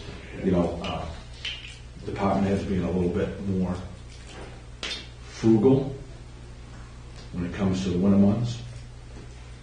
One of the things that's one of my pet peeves is when I see people open garage doors and walk through and get tools and get whatever they need and then go back out. Using the man door. And instead of using man doors. I've seen it a lot when my garage stays at 52 degrees, and that's what we spend for heating oil. and then you go across the way, and it's 72 degrees. And it's not just there, it's everywhere. I just think that a reminder, energy efficiency, downstairs leaving for a fire call when it's 8 below, making sure that the big door's closed when the truck's not there, and don't go for a fire call for an hour and a half with a What should be closed and secured anyway? and a boiler going downstairs, no matter what it is. I mean, just, we're opening these big doors. It seems like it's a bad habit. And I think for the sense of saving some money, that it's pretty obvious that a man door is a lot more energy efficient than opening big garage doors, if we don't have to. So do we want to leave it that we're going to look at planning for next year for contracting some work? I think we should look at it. Yeah. I think there should be an action item out of this. Take this at face value right now. Yes. Go with it. Kind of. This, Jacob, with the workman's comp and health insurance and that figured in, what was the increase year over year? Say that again. With the workman's comp, health, and all the other stuff taken into consideration, all the burdens, what's the increase year over year? I have it. That was in that email that I yeah, sent to you it guys. says, yeah. I'm trying to find it. Right here, highway.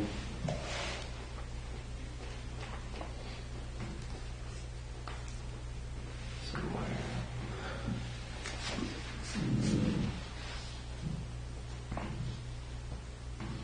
$793.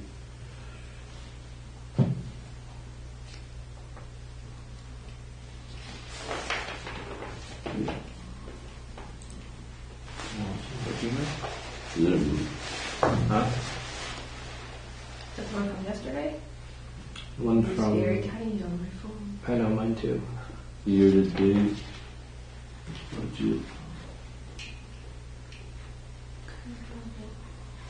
Streetlights, energy report, I don't see it. I guess. Complicated question.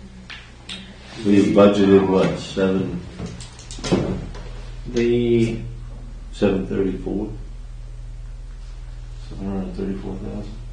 the unemployment is 37% increase, and with the workers' comp is a 16% decrease. Right, so I guess my question is total budget. So we can look at apples to apples comparison, right? So if you're looking at the lines, there's no comp and health in the budget for this year, 24. So I'm just wondering how it compares year over year, fully loaded with burdens, health It's insurance, a $60,000 increase. 60,000. 15 of that's overtime, right? Yeah. If I'm looking at that right, if anyone wants to double check. Yeah. And 10,000 is motor vehicle maintenance. The only problem, like, you're budgeting to be fully staffed, but you're also budgeting to be undermanned. So you're like this year, at least we budgeted to be fully staffed, but and then we happened to be the opposite. So our regular pay was low, but our overtime was high. We're anticipating our pay to be high and our overtime to be high. So you're almost double dipping as far as how you're operating with those two line items. If you're going to say $30,000 in overtime, then you should drop your regular pay because you're not going to hire the people. They only increases regular pay by only about $6,000. Right, but we were fully. Yeah. In 2023 he budgeted for 6 people. Yeah. In 2024 he's budgeted for 6 people. Right. But in 2023 he budgeted only 15,000 for overtime. Right. He ended up not hiring. Like we couldn't hire the people, so that's why it got out of whack. But then I don't know. I feel like you're talking out of both sides of your mouth. As far not saying that's just a term, but We spent I'm not saying you are, but I'm just saying the budget says that. It's saying that. We spent $17,000. What's Take the that? whole, Jason. He's already spent $17,000 in overtime, already above what he budgeted for. I know that, Yeah, so but it's offset by him not hiring. he only offset by $6,000 for next year, and he spent $17,000 in overtime already. So let's say he's still $9,000 above either put 9,000 more on his budget for next year and cut the overtime down. Yeah, You feel, see what I'm saying? not really. I mean, if everybody else is fine with it, then that's whatever. But it doesn't. I don't think you're gonna have enough money there. Oh, I think you're gonna offset it because if his overtime might go up, but it's only because his regular pay went down, so it will offset anyway. Right, 4 men to do a 6-man job, And They're not if getting over you it. guys say that, you know, whatever the project, if you guys understand, and we can, you know, when it comes, other than the winter months, it comes springtime or whatever, I have no problem sending my guys home with 40, they're not gonna complain. And if things don't get done, then they don't get done. I mean, we can do priority projects to do what needs to get done, but No complaining But about when- weeds growing out of the But sidewalk and on when Main people Street. and when people are Yeah, calling stuff at like that, they home need at something night out and of complaining the about this not getting done, or I need to come in and this needs to get done, or take a weed. and I'll tell you, it's not easy. I'll tell you, I've been on vacation for a whole day today, and my phone sitting on And the you're tree here stand. tonight. And I'm here On your tonight, it's not vacation. stopped ringing, I can show you, I had 54 calls today, everything from the compactor being installed to the roof guy wanting to know what he can do. I mean, it is what it is. You know, I know what I signed on. That's what you signed up for. But then it makes me nervous because we went through this 4 years ago when you talk about people's, you know, time or whatever. Because so when you get that time, then you got people going, oh my God. So I'll just work from now on, I'm going to do my 40. I'm just going to be that employee. But my guys don't do that. And we're not. I mean, I'm not saying. I'm just asking a question. And it's the same way too, I think that it's the same way, if you budget for it, it's the same way with this past year's budget, you look at it, if my whole budget comes out and there's $85,000 at the end of the year, that money goes back into the undesignated fund. So if I don't need it, I don't use it. I'm not just spending it for the sake of spending it. I don't come in November and say that I'm not another government agency where I say, oh, my budget's coming, I got $1.4 million left, and I gotta spend it before the end of the year, because if I don't, I won't get that money next year. And that's been classic, if you look at the transfer station, every time that we do it, when I've got $100,000 left at the end of a good year, everybody else is overspent, they take that money to cover overages. If you look at fiscal responsibility, look at my budgets. Been doing them long enough that I don't think there's one time that I've run the budget for the transfer station and recycling center that I haven't went over. I always had plenty of money left over, or I was told it. So is Time that was not- good? Is that good and bad? It is good and bad because Right, because you're taxing based off of your budget. If you don't use all your budget, the taxes are still being collected at that rate as if you did. So it's good and bad, So I right? don't- So Of course it if you is. go over your budget, And I'm you not know- gonna say you're No, driving. I'm just saying, look at my okay. infrastructure. I say even what the transfer station get towards the end of the year, and I want to replace overhead doors. And I get told that I can't spend money from September on because the police department budget's over by 14%, and this budget's over by 20%. I've got plenty of money now.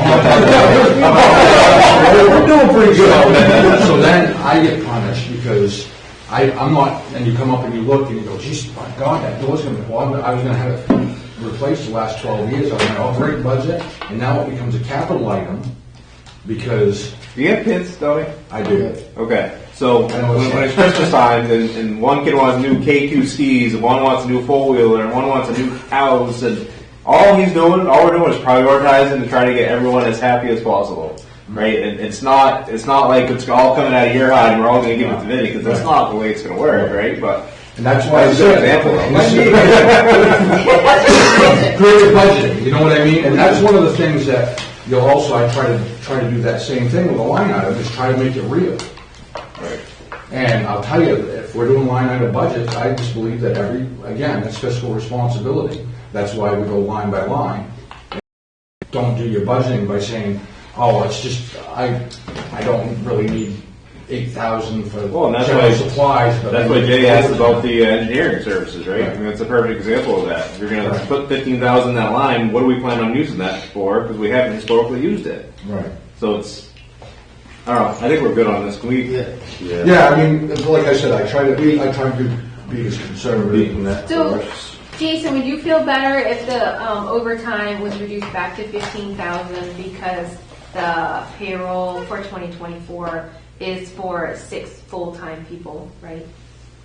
You're gonna have to up your overtime anyway. Yeah. You got 6 people, because then you're gonna have to be paying more overtime. You got 6 people out there on the road. Well, You that's got what I'm 5 trying to rooms, figure you out. got We got 6 now, This, right? right. And you had $15,000 in the budget.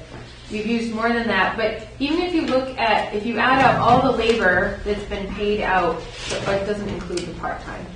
I didn't get down to that, the part-time part. I didn't consider the part-time because it's kind of been the same. But if you add the regular and the overtime year-to-date, extrapolate that out to the end of the year, it's only $259. Is this what you were talking about, Brent? Yeah. And so that's still less, that's only $3,000 more than your actual regular payroll for this year. So having the cost of living next year is for 6 employees, right? You didn't have those employees, so it went more into overtime this year. So if you have all 6 employees straight through the year, are you going to need the 30,000? Because you won't have spent that much this year with fewer people, plus the overtime, which is more expensive than regular rate.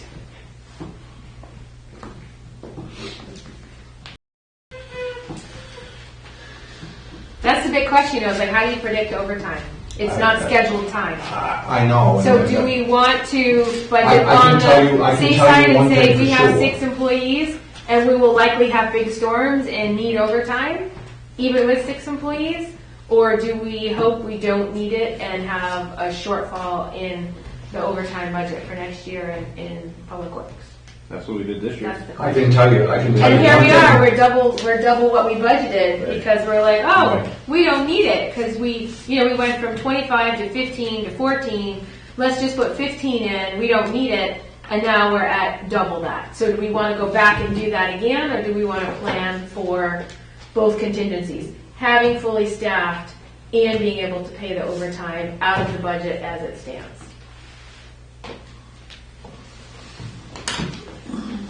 I would leave it as is, run with it.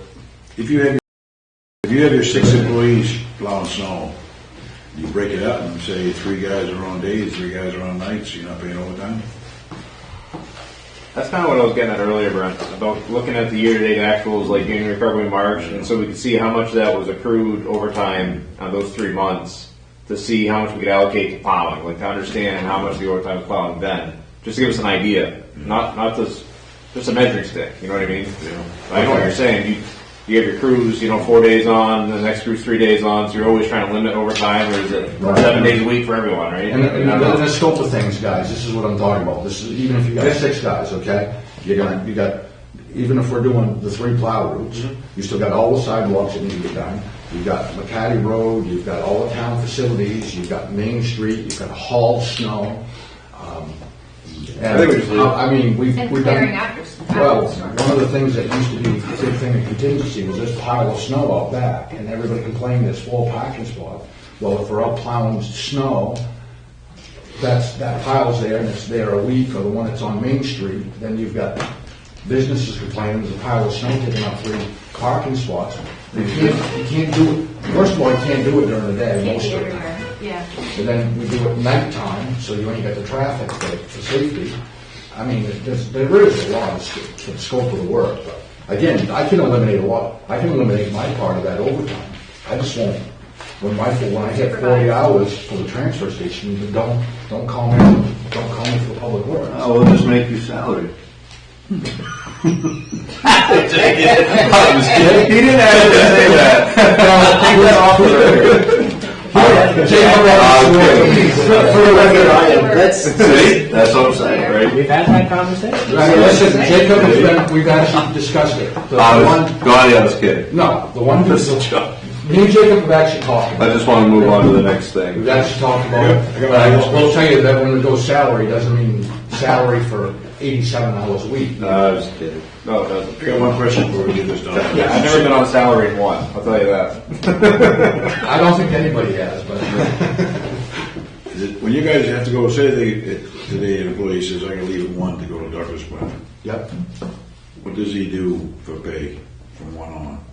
Does he get paid or go stay without pay? No, Or he is can use the sick hours. He's okay, he's using sick hours, okay. And it's the other thing, they can use that for, excuse me, dentist appointments, if their kid's sick at home and Come by the school. right, and they can go home or whatever. You know, when it's a good benefit to have, but there's the other ones that would have an appointment, a doctor's appointment at 8:15 in the morning, they take the whole day. They are forced to use this sick time. Yes, they are, they have. Let's and move should- on. We got other departments to go over. We're not gonna make any significant changes in this right now, correct? Correct. Buildings and grounds. Donnie, This one is, Main increase is electric. this one right here is Electricity. about the same. Electricity. Electricity's up a little bit, transfer rent's the same. It's not a very big budget, and the general supplies is for,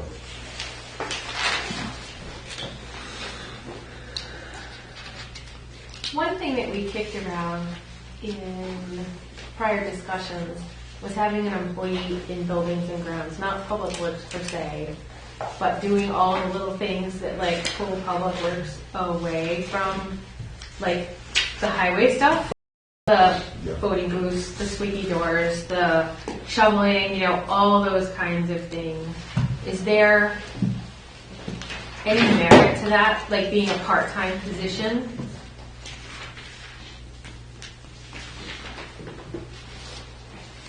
we used to have a part-time, and 10 years ago, 12 years ago, 15 years ago, we eliminated that position, because they said we didn't need to call it kind of a custodial, janitorial thing. Yeah. It was just a miscellaneous.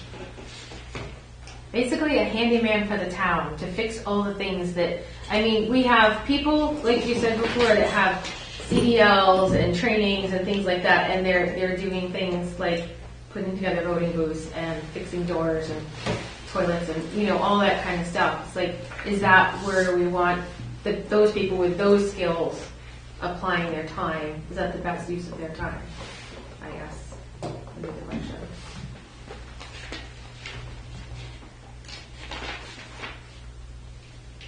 I guess it would depend to me if you subbed out all the other work that Public Works does. They have less people. You need to still get the booths up and take out the trash and whatever it is, Or we sub out custodial stuff. or you sub that out. Yeah. I mean, we already sub out the cleaning in the buildings and the library. Right, well, like getting set up for elections and So, stuff like that. Some of that one-off Something stuff, like that, fixing the toilet. like maybe 2 days a week.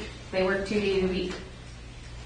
And the building, people in the buildings have a list of items that need to be done, and they come in every Monday morning and maybe Wednesday morning or something.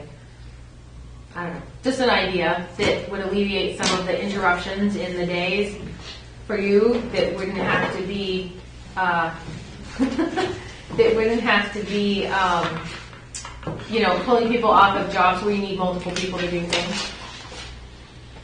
Was he paying attention? Where are you pointing me? I was wrong.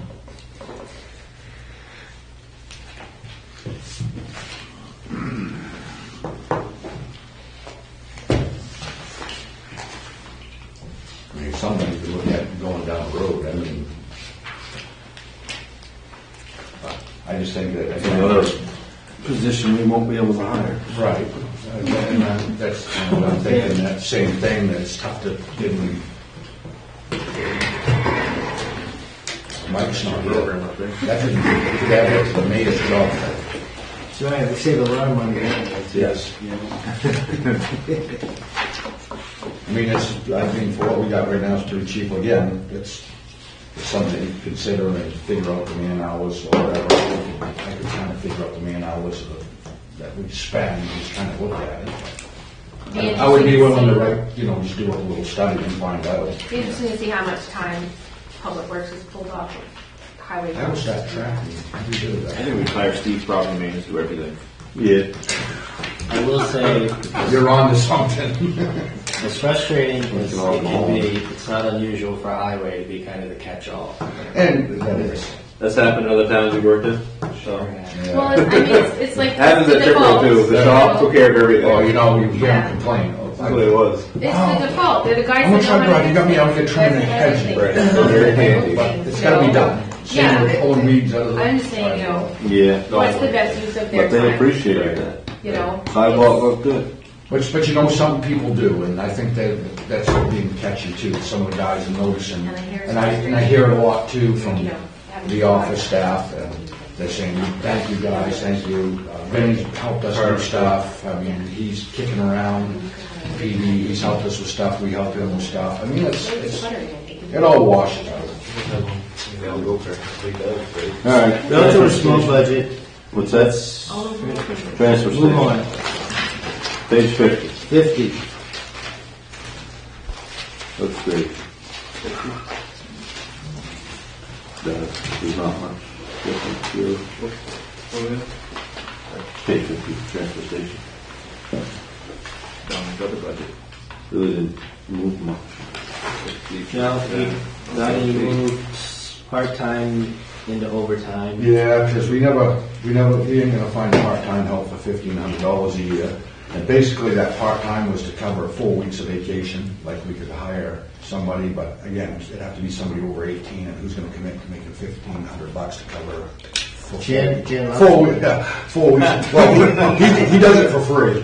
And then 4 weeks worth of work. So I moved it to reflect more of in the overtime, which it's, and one of those things, it's, when you talk about it coming out of the overtime or whatever, that's basically, I think there's like 8 holidays that are on Mondays. So we already have Mondays off. Yeah. So we're open Tuesday through Saturday. And the requirements are that I have 5 people on duty while we're open. Five people? That's a licensing requirement, which we don't meet at the current time Mandated by the state? by Maine DEP to regulate the facility. So we've never done that, and we've taken some chances in the past, which is fine. But one of the things is you got to realize there's 3 employees. There's a truck driver and 4 employees right now.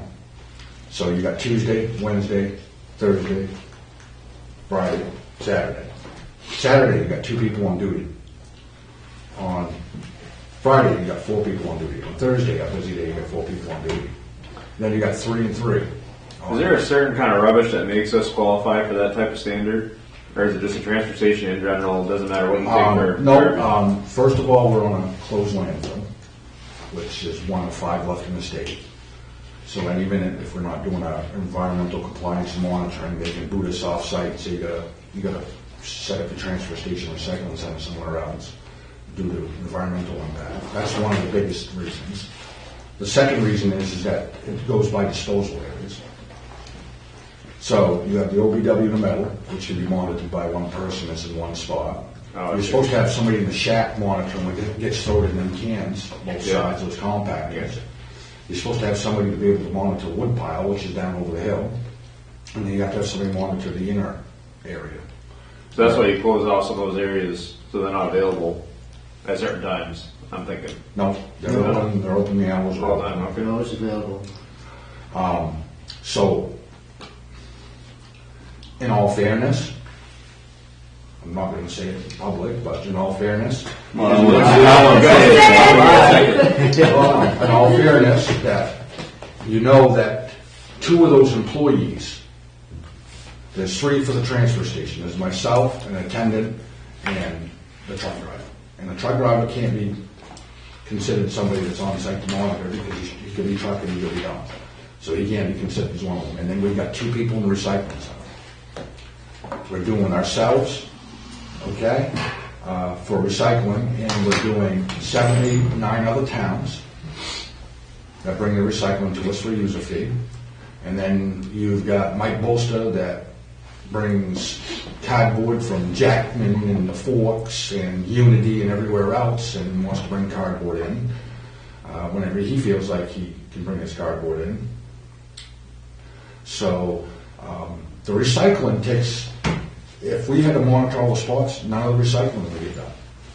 And I'll be honest with you, there's times when you can't, we're so busy, when you got that big truck in there, you got 50-yard big container full of cardboard that needs to get baled, that things go unmonitored for a little while, because we have no other choice. When you got 3 people there, it takes 3 people half a day to bale that stuff. It doesn't jump out of the can into that compactor, it doesn't tie itself.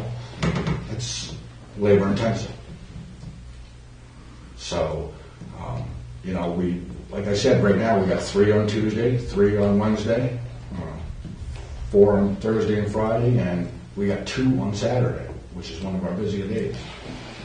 And I was told today when I come back from vacation, one of my employees is, my new hire's been there for 4 months, is leaving me. When I come back from vacation, and he's going to work somewhere for himself, doing tunnel. So we're going to be back to 3 people in the truck route. So that $4,500 reflects Mondays that we're closed is Wednesday, there's only 2 of us there. There will only be 2 of us there. Tuesday, there's 2 of us Changes there. to the hours of operation. Hey, go ahead. To stay in, I mean, compliance. I mean, legally, we should It's do not- you're not something gonna to stay in stay in compliance. compliance. It's going to be tough because it's still not going to do us any good. When you say they have to be there for monitoring, what about if you had camera systems? Why do you have to have a physical person? We don't have the infrastructure. We've talked Wait, about good. Pretty easily. Yeah, you probably could. Yeah. You don't have internet there. That's one of the reasons why I do my emails off-site is because you have no email there. The phone doesn't work half the time. Well, Like, those are all things we have. Well, that's infrastructure, so that's baby But steps. that, like I said, the overtime is basically, so if I give a day off in lieu of the week for the holiday being on Monday. So, on Wednesday, Tuesday and Wednesday, I can't give somebody the day off because we're already at minimum staffing. And so Thursday and Friday are available. So I've got 2 employees that can take a day off in lieu of the week, in lieu of the holiday. Somebody has to get paid. Somebody has to, so myself is usually the one that has to, I don't get a day off when we get at the holiday because somebody's going to be there staffing.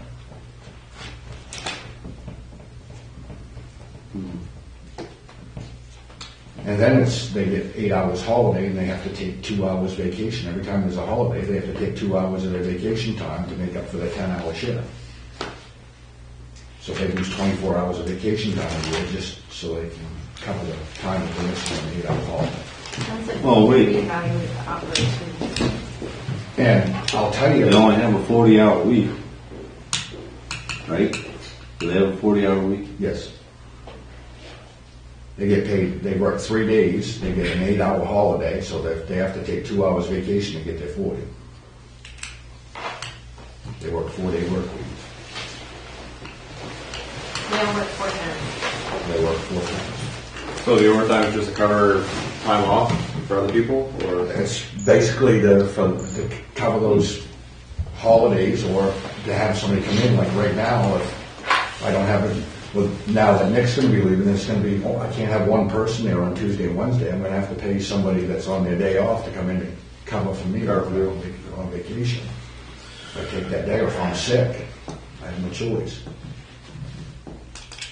And that's why I said we never had part-time to cover the vacation to begin with. We never used it, so we've been traditionally use it as overtime, so we kind of reflect where it's going to be.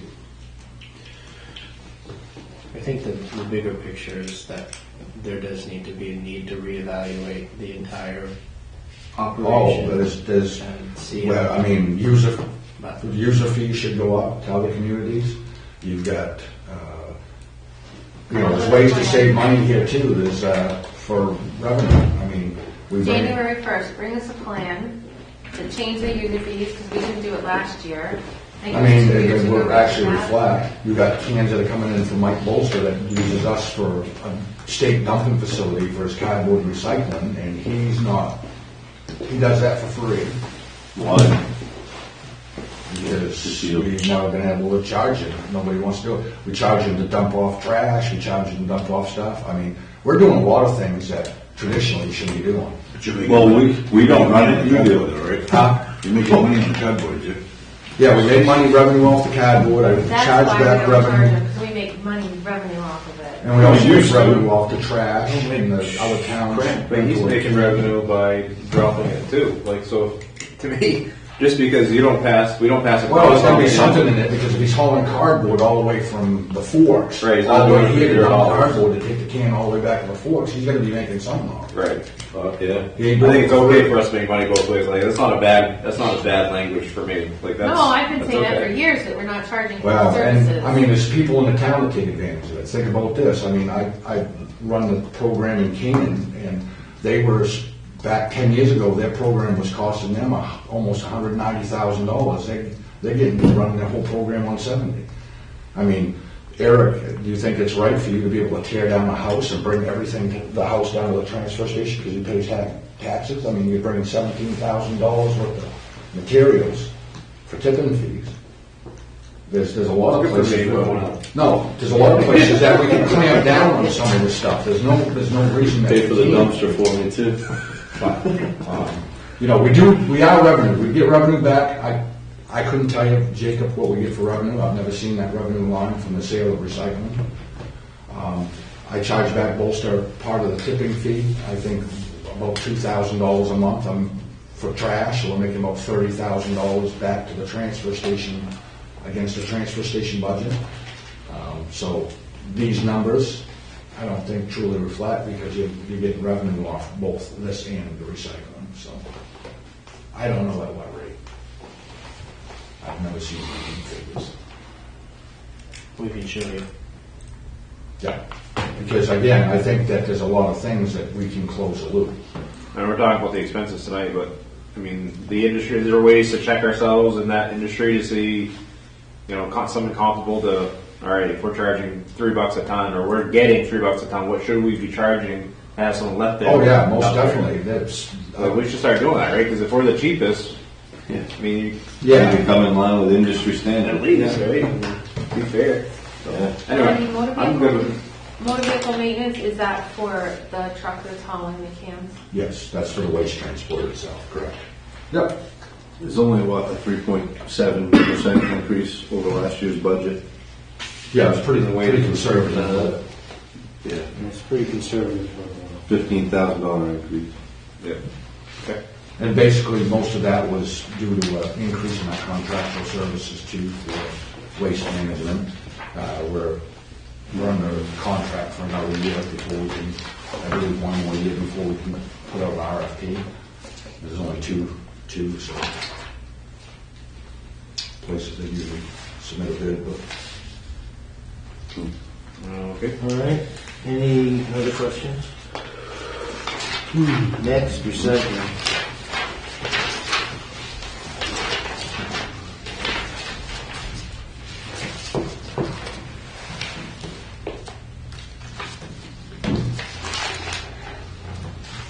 Really, the biggest thing done is the baling wire and the propane, if you want to explain that. yeah, that, I'm going to say probably 4 years ago, for some reason, for creative budgeting, it got pulled out of as a contractual cost. Propane for forklifts, baling wire were always expenses under the recycling center. And 4 or 5 years ago, maybe 4 years ago, it disappeared out of that line for the sake of saving money on the recycling budget, so it's been coming out of the transfer station contractual. I think it needs to be in there, because in order for us to figure out what it's actually costing us to run the facility, that right there will help us be able to look at a real cost to adjust those user fees for the communities that use our recycling center. So if it's costing more for baling wire, that everybody should be taking and sharing into that. I think one of the reasons was for zero budgeting. We were trying to get the recycling center to operate on zero. I think was what we were trying to do in previous years with the revenue that we got in and with the user fees to try to make, and so whatever that budget was, is that we got it back to try to zero that out In this day and age, I don't think that that's going to happen. They're going to have some cost. Obviously, we're going to have some cost that's going to be on ourselves to do our recycling as well. So that's why I put that propane and that baling wire back in there, so I can appropriately adjust the user fees based on what the real cost is. And again, I would be interested to see where we are for revenue there too, to see what the actual cost is after revenue for this budget. I think you would probably be surprised.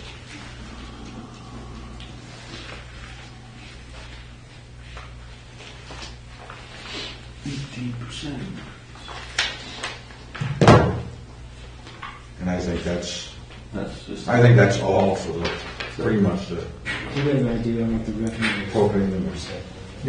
Yeah, no, and mostly, Yeah, I think there's $500. Again, that's another, that reuse building across the street, I inherited that, so I noticed that I've been having electricity come out of my budget, out of the transfer station. I think that, again, needs to go, reflect that that's part of that reuse and recycle, it needs to be in the recycling budget, so we can really reflect where the money's going.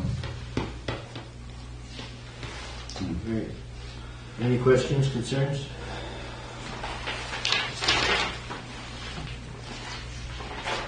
None? What do we got left? Theater, if we need to talk about it, about where we're going. Again? The only thing I would add is that I increased CT, heat, electrical, and the what page is that? contract. Snow removal. 68. Now, this is for a full year of expenses, correct? That's correct. Even though after June 30th, there won't be an insured building, correct? For the town. We run If we that. don't sell it, then we'll get rid of it somehow. That is not a definite. We run that risk, as we ran that risk this past July. That certainly is a risk, yes. So it's costing us roughly $17,000 to keep that up, roughly, right? Budget 14. $14,299. How bad's the roof doing? Last year, the roofing came up and actually redid a lot of the seams. It's not in horrible shape, only one spot on the front corner where we had that leaking this past winter. That hopefully has been alleviated, we haven't had any problems. But,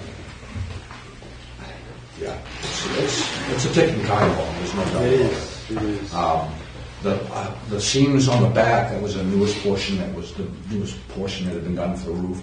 The seams where they heat those up and glue those together, you can see where it's weather faded and stuff, and it's a matter of time before those ones will do the same thing as on the front, they'll split and start leaking. The only thing that right now is, I will tell you, it's been my responsibility. I've been going in every day, and that's the only reason we got insurance until June, is I go in every day and do an inspection. I thought I was the only one. I guess the PD had gone in, because I went in and I noticed the ladder moved and the lights were on in the auditorium portion of it one day, and I'm like, uh-oh. I've heard noises in there and stuff at night when I go in there. It's kind of freaked me out. It's really freaked me out. So I found out from Vinny, I guess some of the guys from the PD actually been going over and checking too, which is great, because, in this day and age of people, Yeah, Catherine. liability, if you go over there. I don't go over there and do it at night anymore. I used to do it in the evening, but just you don't know if somebody could kick in the back door or something, you know what I mean, and somebody could be in there, somebody could be, Or eyeballs.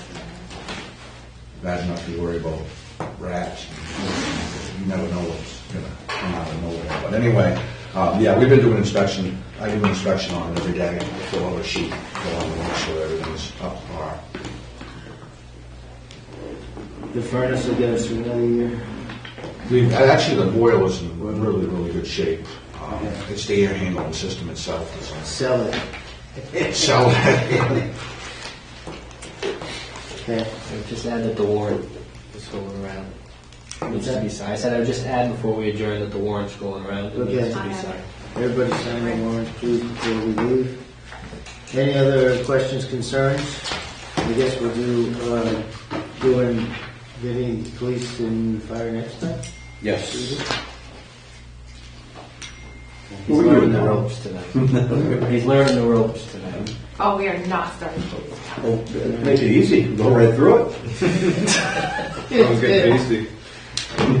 Aye. Okay. Sorry. All right, we need a motion to adjourn? I don't think so. I don't think so either. So we're done. We're done. Thank you very much, everybody. Thank you, Donnie. Please sign the warrant. Brett? That's one of my favorite nights of the year right there. Be done though. I won't spend money on after.